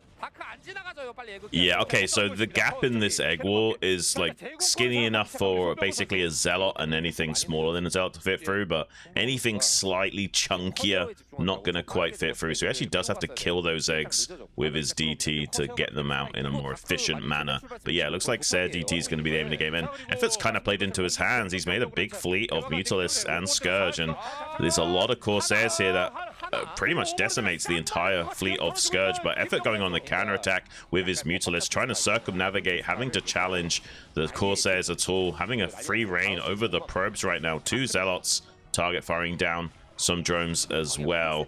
But I mean, just because there's not that many Zealots in the field doesn't mean the threat is not there. Here comes some DTs as well. If no Overlords are able to get in position to pick those off, eventually that base in the bottom right is pretty much doomed. Orc doing a nice job of splitting his Corsairs. A few sent back home to defend. The rest are going to be here, helping to get rid of the vision and the Overlord coverage of Effort. And he's taking control of this base.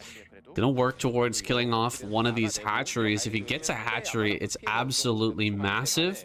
Effort does not yet have Overlord speed, so he's really struggling to go ahead and defend this. One Overlord goes down, a second one will fall as well. These two Stargate Corsairs are doing fantastic. The Mutas get sent in, they're just gonna die.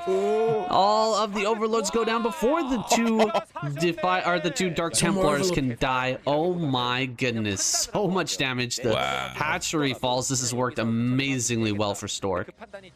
I mean, I'd like the attempt here from Effort to hatch 2 Overlords at a time, twice, and then had another Overlord coming down from the north, but Stork deals with all of that and actually picks off the main hatchery. I guess it's a little bit of a consolation prize that Effort might stabilize after this fact and still could mine a few mineral patches down in that bottom right efficiently, but the damage has already been done for Stork, is exactly what he was setting out to achieve, killing the main hatchery down there. It's going to really hiccup the plans of Effort going forward. And yeah, this map is spicy enough that you're going to see slightly untoward plays. Maybe not as spicy as we were initially thinking, with the eggs not totally blocking, but yeah, I'm liking this style from Stork. Seems like he's completely read Effort perfectly well. We don't usually see a lot of 2 Stargate play, and most of the times it falls flat on its face, but not this time.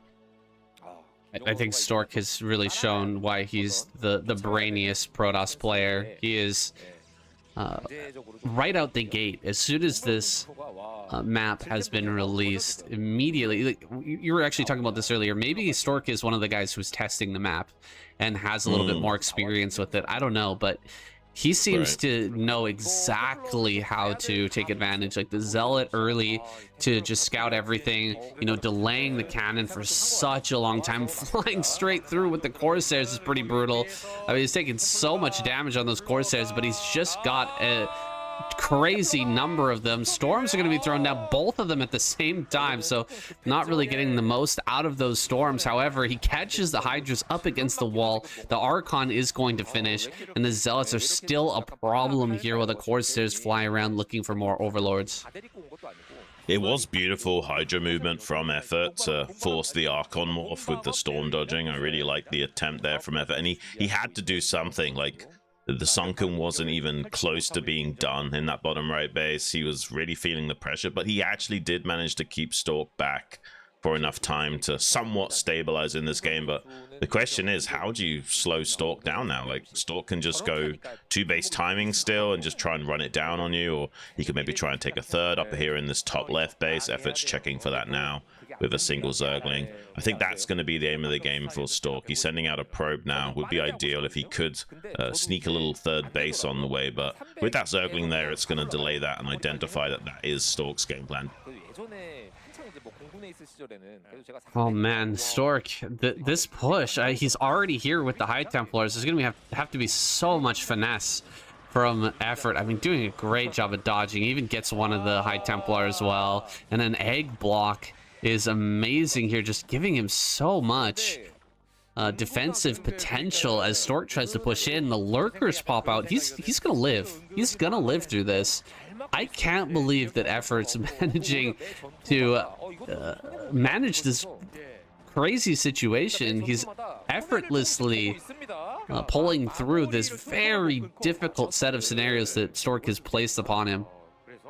Yeah, honestly, it's like a defensive masterclass here from Effort, and Stork has been hitting his head against the wall for quite some time, trying to capitalize on the previous damage and snowball it into a bigger lead, but he's actually done the opposite. He's actually given a lot of oxygen to Effort with these further failed advances, and he is taking this third base up here in the top left. He's got a shuttle moving in towards the main base. Maybe this will catch Effort off guard. If there's a little DT in there and there's no Overlord to spot that, he might lose the entire drone line in his main base before he even identifies there's a problem. This could be a massive game shift going Stork's way, and Effort himself looking for a big drop into the main base of Stork as well. This game is getting more wild by the second. Oh my goodness, so many drones are dying back at home. Effort's paying attention though here on the front lines as he drops into the main. Dude, 8 kills on this DT, but can he kill off a lot of the infrastructure of Stork during this moment? He's definitely not paying attention here. Yeah, 15 kill DT, guys. Oh my goodness, that's so much damage. It's absolutely insane. The DT comes down here to the natural, will be cleaned up, but the damage has been done. Effort gonna lose a bunch of overlords at the end of this drop as well, and he didn't even deal damage over in this top left corner, man. He is in shambles. Stork is poised to win this game. I mean, he even killed 2 more drones in the natural before that DT died, saying it's crazy. Oh my days. Yeah, this is approaching unrecoverable for Effort, but maybe it is still a little bit on the more playable side of things, but it doesn't feel ideal. Your massive gambit has failed, and also you've just taken a massive hit to your economy. And now he's being aggressive, which is sometimes not wise. I mean, you have to replenish those drones. You can't make mass amounts of units and drones simultaneously. If he bleeds even just a little bit of his units, Stork's just going to walk over him. He's kind of hoping that he can feign strength. You know, it's kind of like that Sun Tzu Art of War, like when weak appear strong type deal. And yeah, he's trying to make Stork feel like he's more confident than he actually is, but really this is just a skirmish force to keep Stork at bay for as long as possible. Actually does pick off the shuttle in the main base, but while he was paying attention to that shuttle, eats a massive storm at the front line. He missed out on that. I mean, he can't be everywhere at once, as we saw with that drop into the main. Effort just couldn't pay attention to everything, and the drop goes by unnoticed. This one gets cleaned up, but again, another drop, probably not going to do so well. Actually, that's a lot of Hydras and not too many Dragoons, so he's actually going to get on top of everything. He gets the High Templar as well before it can cast the Storm.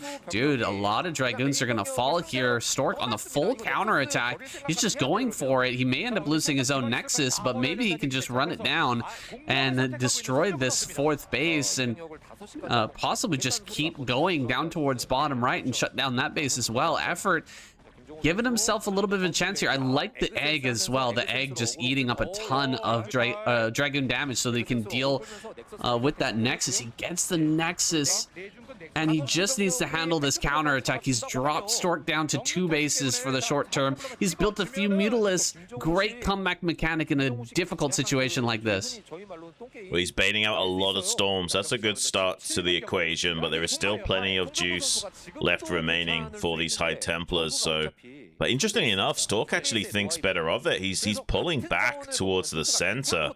Seems like Effort is going to get away with this tactic, and Stork kind of going back to the drawing board on how he wants to approach this game. And Effort going to attempt a little bit of a lurker drop in the top left to see if he can get on top of the pro line. Looks like Mutalisks in support of that as well if they need to help out. But there is a High Templar here, and the cannons are positioned in such a way I don't think you can get away with this unless the Mutalisks absorb the shots long enough for the lurkers to do their job. But no, just a couple of probes going to die to their own storm, and deny mining here, but eventually this lurker will die. Oh my god, he turns the probes around. Okay.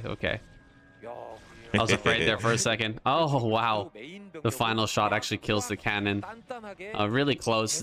I mean, he throws all the mutas away to try and kill that cannon, but it doesn't really work out too well for him. In the end, it gets nullified.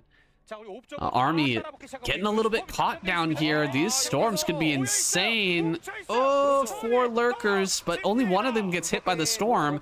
That one hits all the lurkers, though, just annihilating that army. Oh my goodness, what a trade. Stork catching effort in a bit of a army movement through the bottom side of the map. He's in a lot of trouble here. He's trying to run forward to get in range and make it harder for these storms to land solidly on the army. Now that all the storms are gone, actually, he's taking this fight pretty well. He's even got +1 armor in this scrappy game, fighting back against the Dragoons now and actually killing all the Archons as well.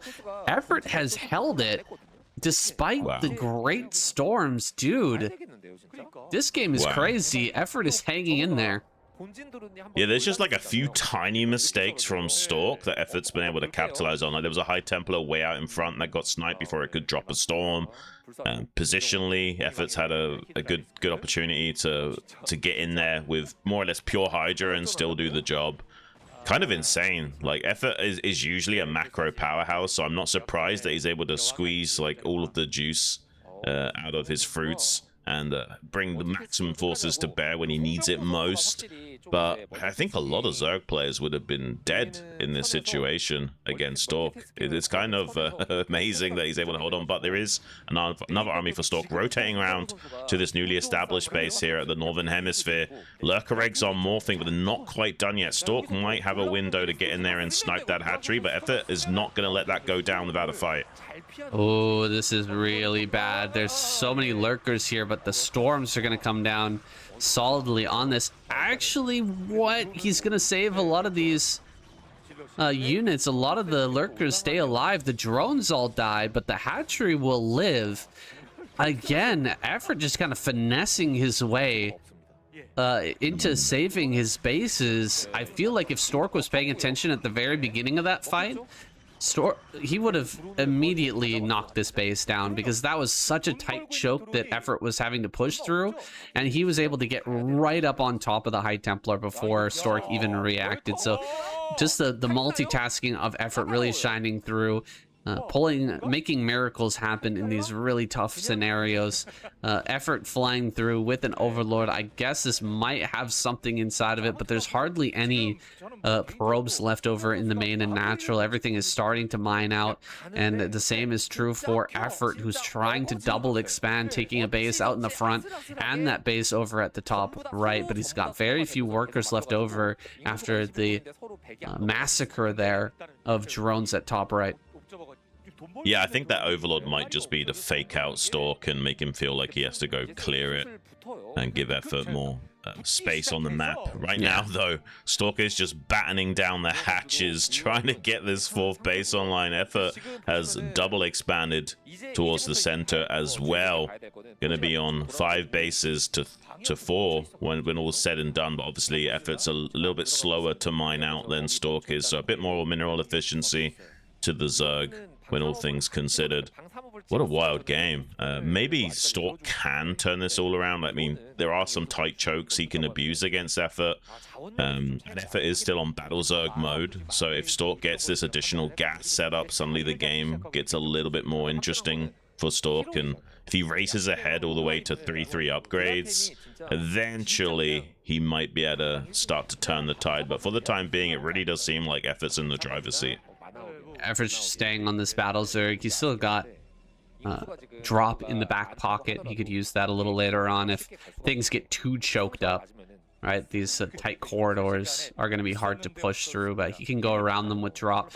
Stork's actually going to start to push forward, and he's going to be met with a big field of lurkers. Probably don't want to take this fight right now. Scourge trying to get the connection on those observers, but unable to find it. Army not that well positioned here just yet. Gonna have to pull back and burrow a lot of these lurkers before the engagement happens. Not the greatest position here, because he doesn't really have anywhere to run back with the Hydras, but he runs forward and grabs a couple of these High Templars, getting rid of a lot of the storm value. And dude, Stork is in a dangerous spot right now. If lurkers from the south move a bit to the north here, to the left, he might be able to flank this army and trap him in that narrow corridor. It could be quite dangerous. Yeah, that's why he's like shuffling back and like trying to re-engage down here on the other front. But oh, actually trying to go after the observers now is effort, but there's a total of 3 observers, 2 remaining. He's going after the second observer now, not quite able to find a kill on that. Good movement from Stork, stopping all 3 of them from dying, but 2 of them have fallen now, and the third one is very low on HP. Needs to be careful not to lose that. But look at this counter attack from effort, going to be killing this newly established 4th base more or less for free. Stork is in so much trouble now. He has to go. He has to try and run through the Zerg line and do massive damage to the infrastructure of effort right here and now, or he will eventually be drying up in this game. Yeah, the Hydras are coming back for a flank. Gotta keep this one observer alive. That's absolutely critical. 4 lurkers on the right hand side, but he's unable to storm those down, and so they're able to get really nice spines on a lot of these dragoons. The Hydras are fighting well as more and more of this Protoss army disappears, and the reinforcements come in from behind. It looks like the game is over. Stork has been defeated out on the map, and he's just gonna have his rallies to try and make something happen after losing that base. I don't think Stork can win this anymore. I mean, effort would have to like take his hands off the keyboard for a couple of minutes to make this easier for Stork. I don't think that's gonna happen. There's one last little gambit here from the Protoss. He's got a High Templar, a squad of goons, and a couple of observers, hoping to get a money storm so they can then break through, but effort's not going to give it to him. Pretty good storm dodging most of this game. Stork's going to make some progression here. He should be able to clear these 2 lurkers just barely. Observer goes down to a Scourge though, and the army of Stork just getting smaller and smaller. But you know, maybe there's a way he can get on top of some of the drone lines with this tiny little remnants of a force he's got. But I don't think you even want to waste a storm on drones in this situation. You need them for trading. So there's not really an easy answer here. Maybe he can deny effort mining this base for a few moments with the reinforcing zealots coming in, but this should be effort's game. Yeah, you can see how close this game is with the drones coming off the line to fight. Like, we're like really close to actually breaking through. It feels like Stork should lose, but I mean, effort is once the Protoss army is on top of your eggs, on top of your hatcheries, it becomes very hard. Things are starting to slow down now as Stork no longer trying to take any more bases. He's just running it down. Another round of zealots come forward, but with only 1 dragoon and no High Templars, it looks like Stork has been pushed back for good. He's going to rotate towards the top right, but with the double sunken colony he finds there, I guess he's just going to have to run away. 2 more High Templars making their way forward. Final battle, final push here from Stork. He's going to try it one last time. Yeah, I mean, maybe there's a way of making this work for Stork, but I just can't see it at the moment. Effort's even going to gear up to take another base sometime soon. Oh, he snipes the observers. Oh my gosh.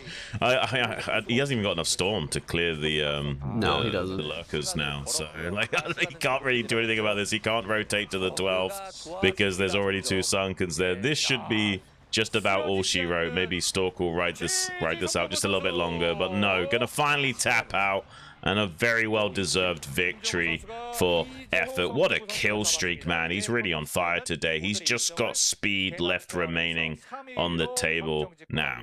Wow, the first day on the Protoss map pool, Protoss favored map pool for this season at ASL, and Protoss has already been eliminated. The first out in the first week of KCM Season 3 2026. That's a bit of a shocker, especially with such a nice lineup. Stork almost taking that game away. He honestly had such a big lead at certain points in that game. Hard to believe that effort managed to pull that back, but here he is now facing off against speed. Lots of good games today, man. I think this is a great start to the season. Yeah, and we've got Backrooms here on display, making its debut in the scene, based on like some old 4chan meme posts that recently been turned into a movie set, and I actually watched it last night. Did you? The Backrooms movie. Yeah, it's not like the greatest movie ever made or anything, but it's interesting enough to be worth a watch. Yeah, definitely pays homage to the source material well enough, I would say. That's pretty popular right now.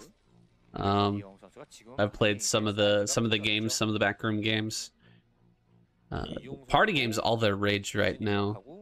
I think one of the games I have the most hours in on Steam is Lethal Company, and I feel like that's a bit of an SCP, you know, backroom style game. Yeah. A lot of fun to be had with those party games, but this is what I always come back to, man. No matter how many games I play throughout all my years of gaming and you know, switching through PC, Xbox, all the different games that I've played over the years, SC, Starcraft Broodwar remains the champion. It certainly does. The grandfather of esports itself. Honestly, though, have no idea how this map is going to be approached, and kind of true to the Backrooms theme. There's this like weird spot at the 6 o'clock and 12 o'clock, which seems like it's not really useful for anything. Maybe players are going to like hide their starports there or something. Yeah, very, very interesting map, especially with this center grid with these ramps, and it kind of like knockout with the trench and the natural as well. Honestly, couldn't tell you like what this map is going to look like on the pro scene. We'll have to wait until we see a lot more games played on it. Yeah, it kind of matches the theme, right? You've got the repeating rooms over and over and over again. Yeah, yeah. Not much difference between each of these squares out on the map, but making good use out of that low ground mechanic that we saw in Knockout. Gonna be able to throw down the sunken, barely not able to block there. Speed would like to put effort under a little bit of pressure by blocking the early sunken colonies so that he can at least threaten the run by with the vulture, but he's not able to get it done with the cross map. Excuse me, with the cross map. Sunken colony will finish in time, and we're gonna see a starport follow up from Speed, but what does he have planned here to try and follow this up to round out this build? Yeah, I mean, it looks like just a somewhat normal 1-1-1 build, but who knows what these players have got cooked up for on these newer maps. Like, you know, maybe Mech is pretty okay on Backrooms with how the grid is kind of divided up into its own little individual rooms. Maybe there's good purchase for pushes with siege tanks. It does look like it is going to be at least a Valkyrie build here from Speed, and you can translate that into a mech build and go like 1-1-1 that Valkyrie into mech as something that Sark would pull out, but looks like Speed may not end up going for that. It might just be a pretty normal Valkyrie build when all things are said and done. It's kind of funny. I just got a view of the dip, the little trench in vertical, and I don't think I've seen that on another map before. It looks kind of funky, but it's like oh my gosh, the Speed comes in just as the Mutalisks are popping out. I think if he'd waited just a few more seconds, he could have gotten way more damage, but as it stands, he's gonna get at least 2 or 3 drone kills, and he's gonna slow down the Mutalisks by a lot. Usually you want to wait until the Mutas are on their way across the map, but Speed pulls the trigger, gets what he can, and slows down the Mutalisks so these Valkyries can actually hold the Mutalisk aggression coming up. Yeah, it's a very flimsy build when Terrans go for this. Like, your turret timings are seriously tight, and if you don't slow them down by making them chase around vultures a little bit, they can actually get on top of your turrets just as they're finishing, and sometimes kill the SCV right before they they complete that build cycle. So yeah, it's good that Speed's been able to buy a teeny bit of time here to set up some turrets back at home. He should be relatively safe against Effort now, although Effort, as he gets more and more Mutalisks, could also mix in a pair of Scourge with these Mutalisks and go for a dive on these Valkyries. If he doesn't do that, then Speed's going to be very happy, because these first two Valkyries are like gold dust. If you lose them, it basically puts you on the back foot for the majority of the game. So far, it looks like he's buttoned up tight enough that it doesn't look like he's going to be suffering a Valkyrie snipe anytime soon. Yeah, not with the lack of Scourge here from Effort. He is going to go in, however, kill off a couple of these turrets. Two Valkyries come out to fight. Only one ends up getting a volley, so that's not the greatest. Didn't want to risk allowing those Valkyries to fly directly into the Mutalisks and potentially lose one of them. So takes a suboptimal volley on the Mutalisks. A lot more coming across the map here. But now that there's three, things are going to get very hard for Effort in engaging this army. Like 3-4 Valkyries is when things get kind of out of control, where Scourge are going to die underneath the Mutalisk stack, and you're going to have a hell of a time taking any sort of engage without getting absolutely blown up. Yeah, four Valkyries is a massive power spike for the Terran. We could be seeing another factory. Yeah, it looks like it could be that mech switch after Valkyries. I was anticipating that was a possibility here from Speed, but I wasn't totally sold on it. And it does look like that might be the build order of choice here. This is something Sark likes to do a lot. Honestly, it's a really tricky build to pull off well.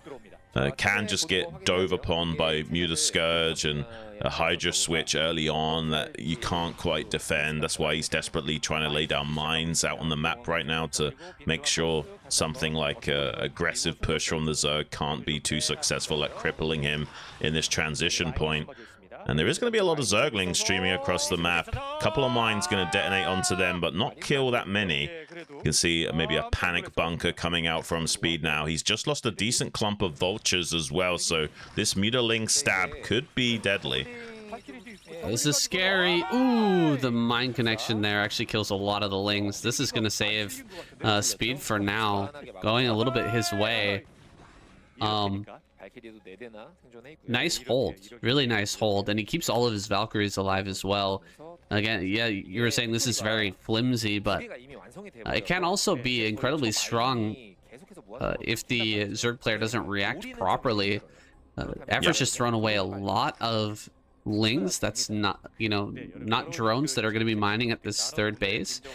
And I believe he identified what was going on here. He sent in the early Scourge and saw the eBay not blinking.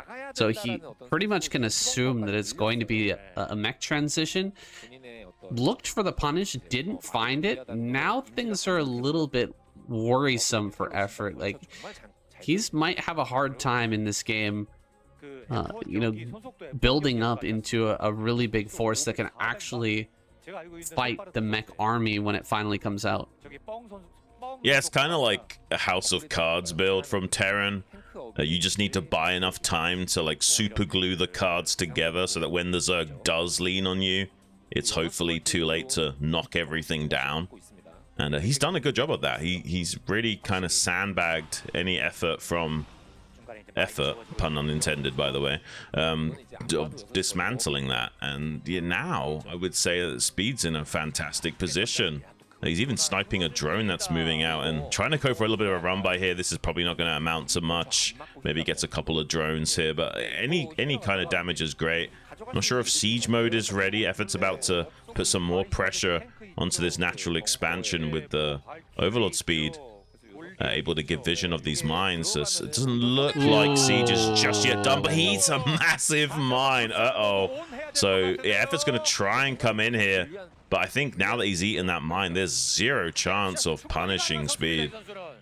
Well, this is a real shame from Effort. I mean, he gets one Valkyrie, but he made a ton of lings, didn't really get anything done. And then he makes a bunch of Hydras, pokes the front, gets nothing done as well. And a Vulture slips out on the map. He just wasn't paying attention for a second there as he went back to macro, and a Vulture slipped out.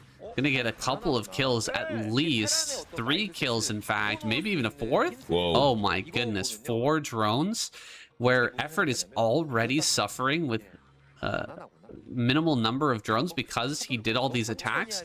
He is in a lot of trouble, man. Speed is looking fantastic with this build now. Yeah, this looks monstrous from Speed. He's got a CC on the way as well to float out, most likely to this mineral-only location. There is not many opportunities for Effort to punish this anymore. He kind of just has to go into macro mode, think about taking a 4th base, replenish all those drones he lost, and just hope for the best that he can find a good engagement when finally Speed starts to come out onto the map. It doesn't look ideal though. Like, this does look like a very strong advantage for Speed going forward. Yeah, I feel like there's 2 different things Effort could try to do. He could either build a lot of units and try to shut down Speed when he decides to push, or he can try to build a ton of drones and just hope that Speed doesn't push him for a bit of time. Like, gives him some time, you know, takes the 3rd, really like slowly moves to take the 4th.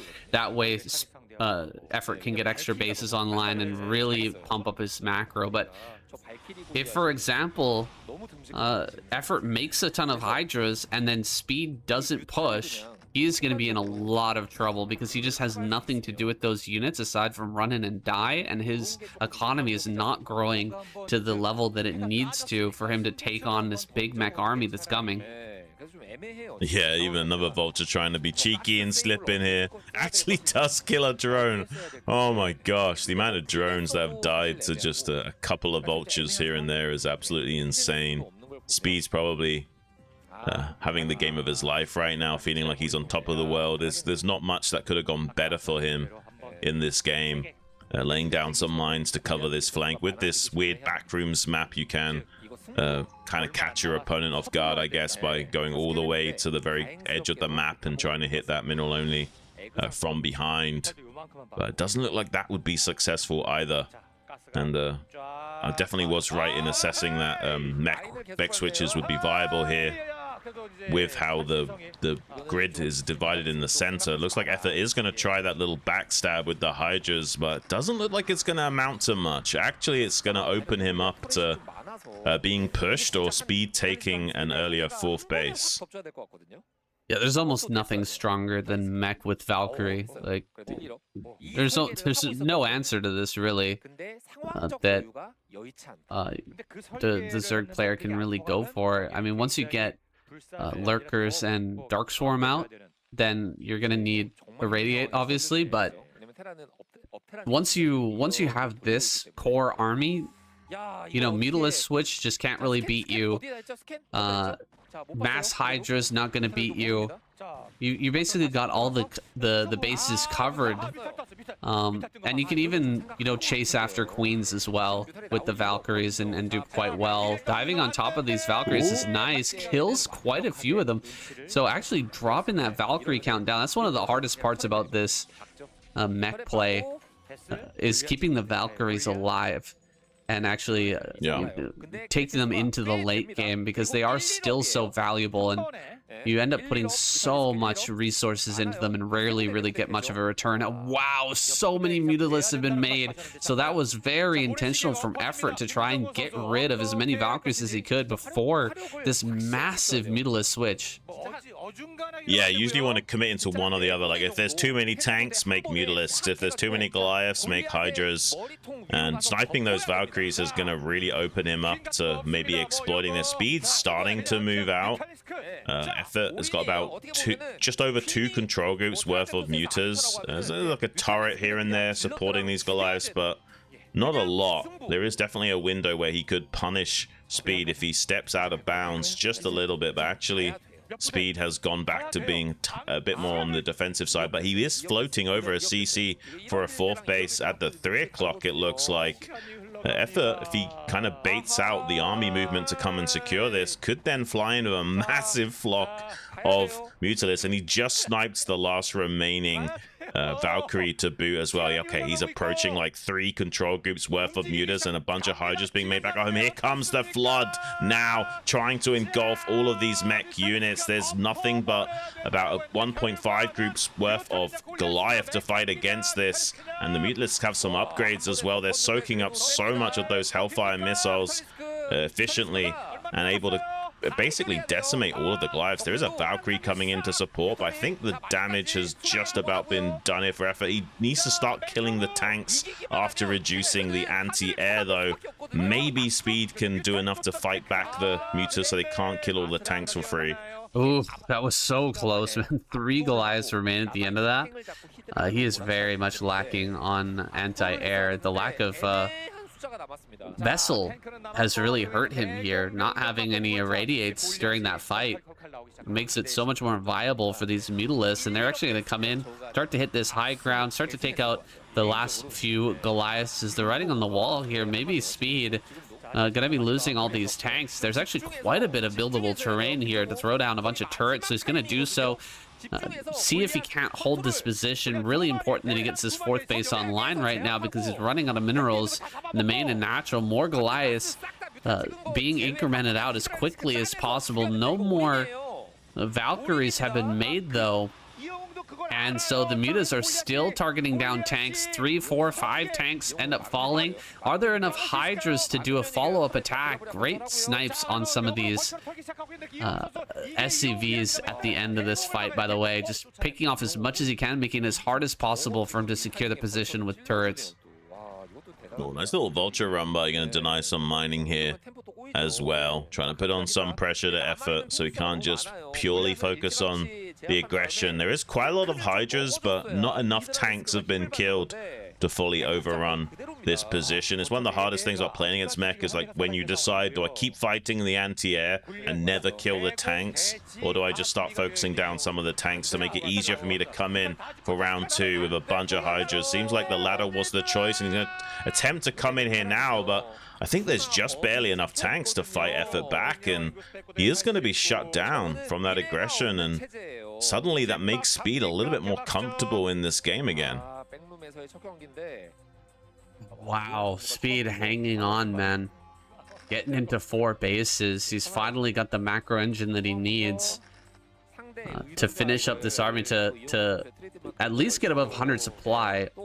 Oh, sorry, that's effort that's below 100 supply. 120 supply for Speed. Pretty solid from him. But needs a little bit more before pushing all the way across this map. Cross map coming down here to the bottom left is going to be hard, but he's managed to kill even more drones. A run by at the natural and a run by at the 3rd have killed a lot of these drones. Effort looking for a few tank kills as they're coming out from the rally point. It's a really nice move to just try and pick off what he can, but he's not really getting much of anything at this point. The upgrades are really starting to shine through for Speed. Yeah, the reality is like most Terran players don't play mech, so as a Zerg player, you don't get a lot of practice against it, and we've had a lot of pros. I think even Effort in particular a few years ago was saying, like, I know exactly what I should do against mech, but executing it is a totally different story. I think we've had that happen here today as well, where he's kind of had the right ideas about how to go about the game, but he's just not quite found the engagements that he needs to overwhelm Speed. And now Speed runs the risk of running away with the game, and there's not a lot Effort can do about it, at least for the time being. He's just going to try and take a 5th base and play a little bit wider, which is what you should be doing against mech. You don't really rush into hive, you just try and take as many bases as possible and kind of rotate between making drones and hydras and what have you. So maybe Effort can still claw his way to a victory slowly but surely, but Speed is giving him a real run for his money. Speed really showing off his vulture skill that he's developed after playing so much PvT, TVP. Oh my goodness, the mine there. Absolutely shutting down that little backstab through the back door of the 3rd base, or 4th base, excuse me. Yeah, doing just so much good work with these vultures this game, man. Little tiny groups of vultures that have already thrown down their mines have killed so many drones here and there throughout this game. So Speed just keeping active with those vultures is something that so many Terran players forget to do when they play the mech build. You know, the thing about mech is it feels so slow, but it can be so powerful as a vultures can still be such a powerful harassment tool. You don't have to play slow when you're playing mech. Right, I've coached a few Terran players and that like to play mech, and that's one of the things I've told them. I was, like, don't forget to make vultures. They're so good at slowing down the Zerg's growth, and Speed has exemplified that here tenfold. It's kind of crazy the amount of little pokes he's taken at the economy of effort successfully and chipping away at the drone count slowly but surely. And now he's approaching max. He's starting to move out just when effort was putting out a fire over at one of his bases. Now the Terran is steamrolling across the map into position to threaten a killing blow against effort, and it just doesn't look like effort has the critical mass to engage this properly. You have to kind of hit all at once from multiple angles, and effort is kind of bleeding little pieces of his army here and there. That's not how you play against mech. I don't see a queen transition. I don't see a mutalist transition either. There's something at the rally point we haven't seen yet, but I think it's just a ton of hydras getting prepared for this final battle. But there's so many tanks here ready to fight, and a lot of these hydras are getting splattered down before the main bulk of the army can be brought to bear. GG is called. Speed shuts down effort here and will bring us to a final game. Awesome, our final game of the night, Jaedong versus Speed. Couldn't have asked for more, shouldn't. So many great games tonight. Thank you, everybody, for joining us here at the KCM. Really appreciate everybody who supports through Patreon. Take a look at the links in the description and join for free, even if you can't support. We do a fair amount of other casting as well, like IPSL and stuff, and whenever we cast together, I always post on Patreon, let you guys know what we've been up to, and so you can follow us and see all the different casts we're doing, and follow along with the journey, man. It's been quite the ride here at the KCM recently.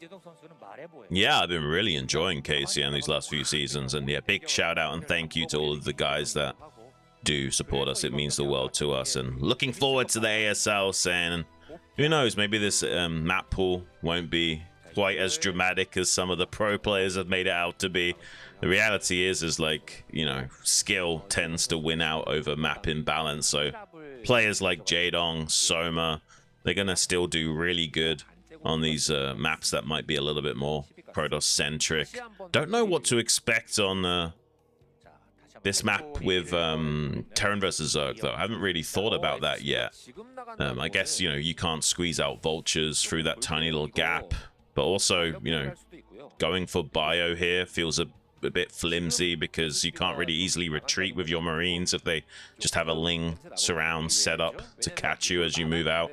No real idea about how this game is going to be played out by either one of these guys, but Speed is teching up, so, could be seeing a 1-1-1 build or a 2-port Wraith, and some kind of 2-hatch play from Jaedong, I imagine. I wouldn't mind. Oh, this is going to be a proxy factory. I mean, there's so much space in the back of the main. Yeah. That's a sneaky play from Speed. I like it. I mean, how are you going to find out about this, right? How are you going to figure this out as Jaedong? You're so far away from the natural with this Overlord. And I mean, he can see that there's no natural coming down, so he knows that he probably needs a sunken colony at the front, but the rush distance is long. You're just not expecting something like this, I feel. And with that massive back area of the main base, we saw it earlier, Stork dropping in there with the DTs, like, there's just so much space to land this factory, and I doubt that Jaedong's going to catch on to it. The one Marine coming across the map is kind of funny. It's actually going to die to the Ling, but I don't think he's going to scout this, man. Oh my gosh, as soon as I say that, here comes the Ling. He's just going to scout it immediately. There it is. Oh, Jaedong. I was gonna say, like, you would check for something like this if you were like a really solid ladder player that never takes any risks, and you just check for every possible range of play from your opponent. You would consider something like this when you know your main is so big. It's going to be a 2-port Wraith follow-up here from Speed, so it's not like the game is over because this floated factory didn't work. It was kind of like a potential pressure play into a 2-port Wraith regardless, but it is unfortunate for Speed that he's basically going to be dead in the water with that factory, and also means he doesn't have vultures back at home to defend something like a Ling Flood. Doesn't look like that's going to be the order of business here from Jaedong. Looks like he's playing it very safe, just throwing down a Hydra Den. Going to make a few Hydras to defend the initial pressure from the potential Wraith follow-up. Yeah, it's not the end of the world. You can't land that with the 2-port Wraith, but would have loved to get a couple of drone kills there in the main if he could. In the end, just going to be floating that factory on back home. I wonder if you can Hydra bust this. I feel like a Hydra bust is so tempting right now for Jaedong, because you know that the factories in the middle of the map. If you just go for a Hydraless bust, like the way to counter the Hydra bust is you make bunkers and then you add on, you put an add-on on that factory and you make a tank immediately. Yeah, but if the factory is in the middle of the map, you just can't get that tank out. Hydra bust feels super strong. What do you think, Shun? Yeah, no, I think Hydra Bus could work. It's a lot better against 1-port Wraith follow-up than 2. But yeah, it's still very strong against 2-port Wraith. Assuming good play from both sides. It's definitely viable. Already kills a drone. Speed does, so not the most terrible pressure from this 2-port Wraith, but needs a lot more to make this worth it. Ideally, you want like 2 or 3 drones if you're not getting an Overlord, or you want like 2 Overlords, maybe a drone. He's kind of killed like the bare minimal. He's done like 2 drones worth of damage. That's about what you can get away with and still make it a playable game. So he is going to call it a day and fly back home now. But it's not optimal. Like, ideally the 2-port Wraith player would have liked to have done more damage than this. Jaedong just takes a third. He's just going to get big. I would have liked to see him try the Hydraless bust, but hey. This factory has made it back home, so I guess he would be able to add on in the end. Try to get a tank out in time to potentially shut that down. However, Jaedong just going to drone up like crazy, make some mutas, get that Overlord speed so that he can fight back against the inevitable cloak with all these Wraiths. And we'll see how he wants to follow this up. I mean, Speed probably going to go into bio play from here. That's the generally accepted way to transition this, is to make a bunch of bio and keep the pressure on with their raids while trying to catch the Zerg player as they're transitioning into Lurker and eventually into Hive. There's just a bit of awkwardness there, which you can exploit. Jaedong, he's playing it pretty close to the chest. He's not really committing either way and working towards a good macro position. Speed, with those kills in the top left, has identified the game plan here from Jaedong. And are we going to see bio? Yes, eBay is blinking. Bio is coming. Yeah, this is a very standard approach to 2-port Wraith that we're seeing here from Jaedong. He obviously has to wait till the Overlord speed kicks in before he can even think about putting on some pressure. But he will still have a window to maybe punish Speed. Speed's only just now got this natural expansion up, and he won't have great turret coverage when the Mutas and Scourge finally do come in. So there is definitely a window for Jaedong to do something here. Overlord Speed's just now finished up. He's going to pump out a few more air units and then think about applying some pressure here to Speed. But it's also a bit tricky. Like, with this base all the way up here in the top left, he's had some of his Lings killed off, so he hasn't got good scouting information out on the map of where these Wraiths might be. So it seems like he's still playing it close to the chest, just worried about maybe Speed flying by and catching all these drones in the top left for free. Wants to be in position to punish that if it were to occur.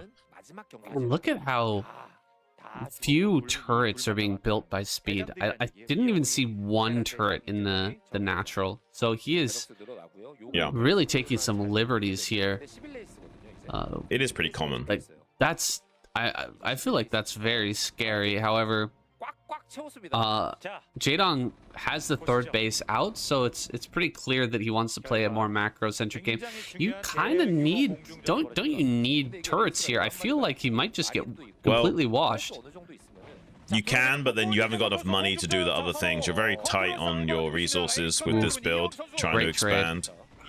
Yeah, and he's going to come in here, clear the turret that's zoning out this high ground ramp position. He's got so many overlords here, so there's not really an option of sniping the overlords. But look at the micro of the Wraiths, though, actually picking off a few of these Mutalisks.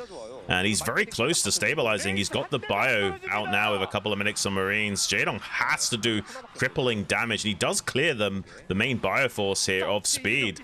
A turret has been established in the natural. That's going to get picked up now. Wraith's doing a lot of work on these Mutas, though I think Speed's done enough to kick Jaedong out. Oh my god, that micro was insane. Such good control from Speed.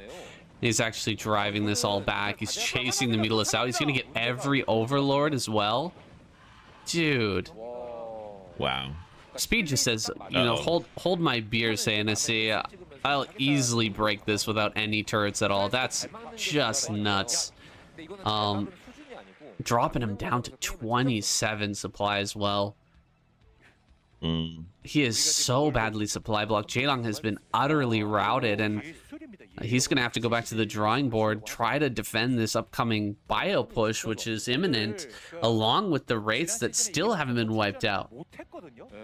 Yeah, I mean, I completely agree with Speed's decision not to make turrets, because you need to make sure you can squeeze out this bio to put on pressure to the Zerg, and you should have enough Wraith production to be safe with good micro, as we've seen on display here from Speed. And Jaedong is in so much trouble. He's basically half the supply of Speed right now, and he has nothing to stop the push from coming across the map. And still 8 Wraiths in support of this Bioforce as well. Jaedong might just die. He's just actually just going to tap out. GG is caught in a bit of a surprise turnaround here for the Terran squad. It was effort and Jaedong up against Speed, and Speed's been able to take them both out with a very impressive display. Super impressed by Speed today. All right, guys, here are your point rankings. Terran getting the win tonight, showing that despite all the talk about this map pool being Protoss favored, still possible. Still possible to take wins on these brand new maps. I had a lot of fun today, Shun. This was a really good start to the season, man. Lots of great games, and we got a very nice showcase of our brand new maps. Yeah, I'm really liking the new maps already. Like, they might be a bit Protoss favored, but we haven't really seen that displayed here today, at least. Yeah, and they're definitely spicy, giving us some good games. So no complaints here. And really impressive that Terran was able to turn this around at the final hour. Put 2 points on the board right away to kick things off. Hopefully, as the maps are good enough that Protoss squad will fight back strong in this season. I don't want to see a situation where they flatline. We've had that happen in quite a few seasons ago, but in the last 2 seasons we've just had, that's not been the case. I hope we do have a 3-way race going into the semifinals. Oh, I think we will. I think we definitely will. It takes some time to really suss out the maps and figure out exactly what the right builds are. I feel like Stork is the guy to follow, though. His build on that map, what's the name of it? His build, Colorless Fade. Colorless Fate, something like that. Fate. Yeah. Yeah, Colorless Fate. Yeah. Beautiful, absolutely beautiful. Even though he didn't win that game, I feel like a stronger player using that build is going to be near unstoppable, man. Like, the opener was perfect. It gave him such a massive advantage. It was just hard to convert, and Ever did such a good job of shutting him down with the defense. We're in for a great season here, I think, Shun. Yeah, and I completely agree, Sam. Thank you so much, guys, for tuning in. We look forward to bringing you more great weeks of KCM, and especially that ASL that's just around the corner. It's going to be an absolute blast, Sam.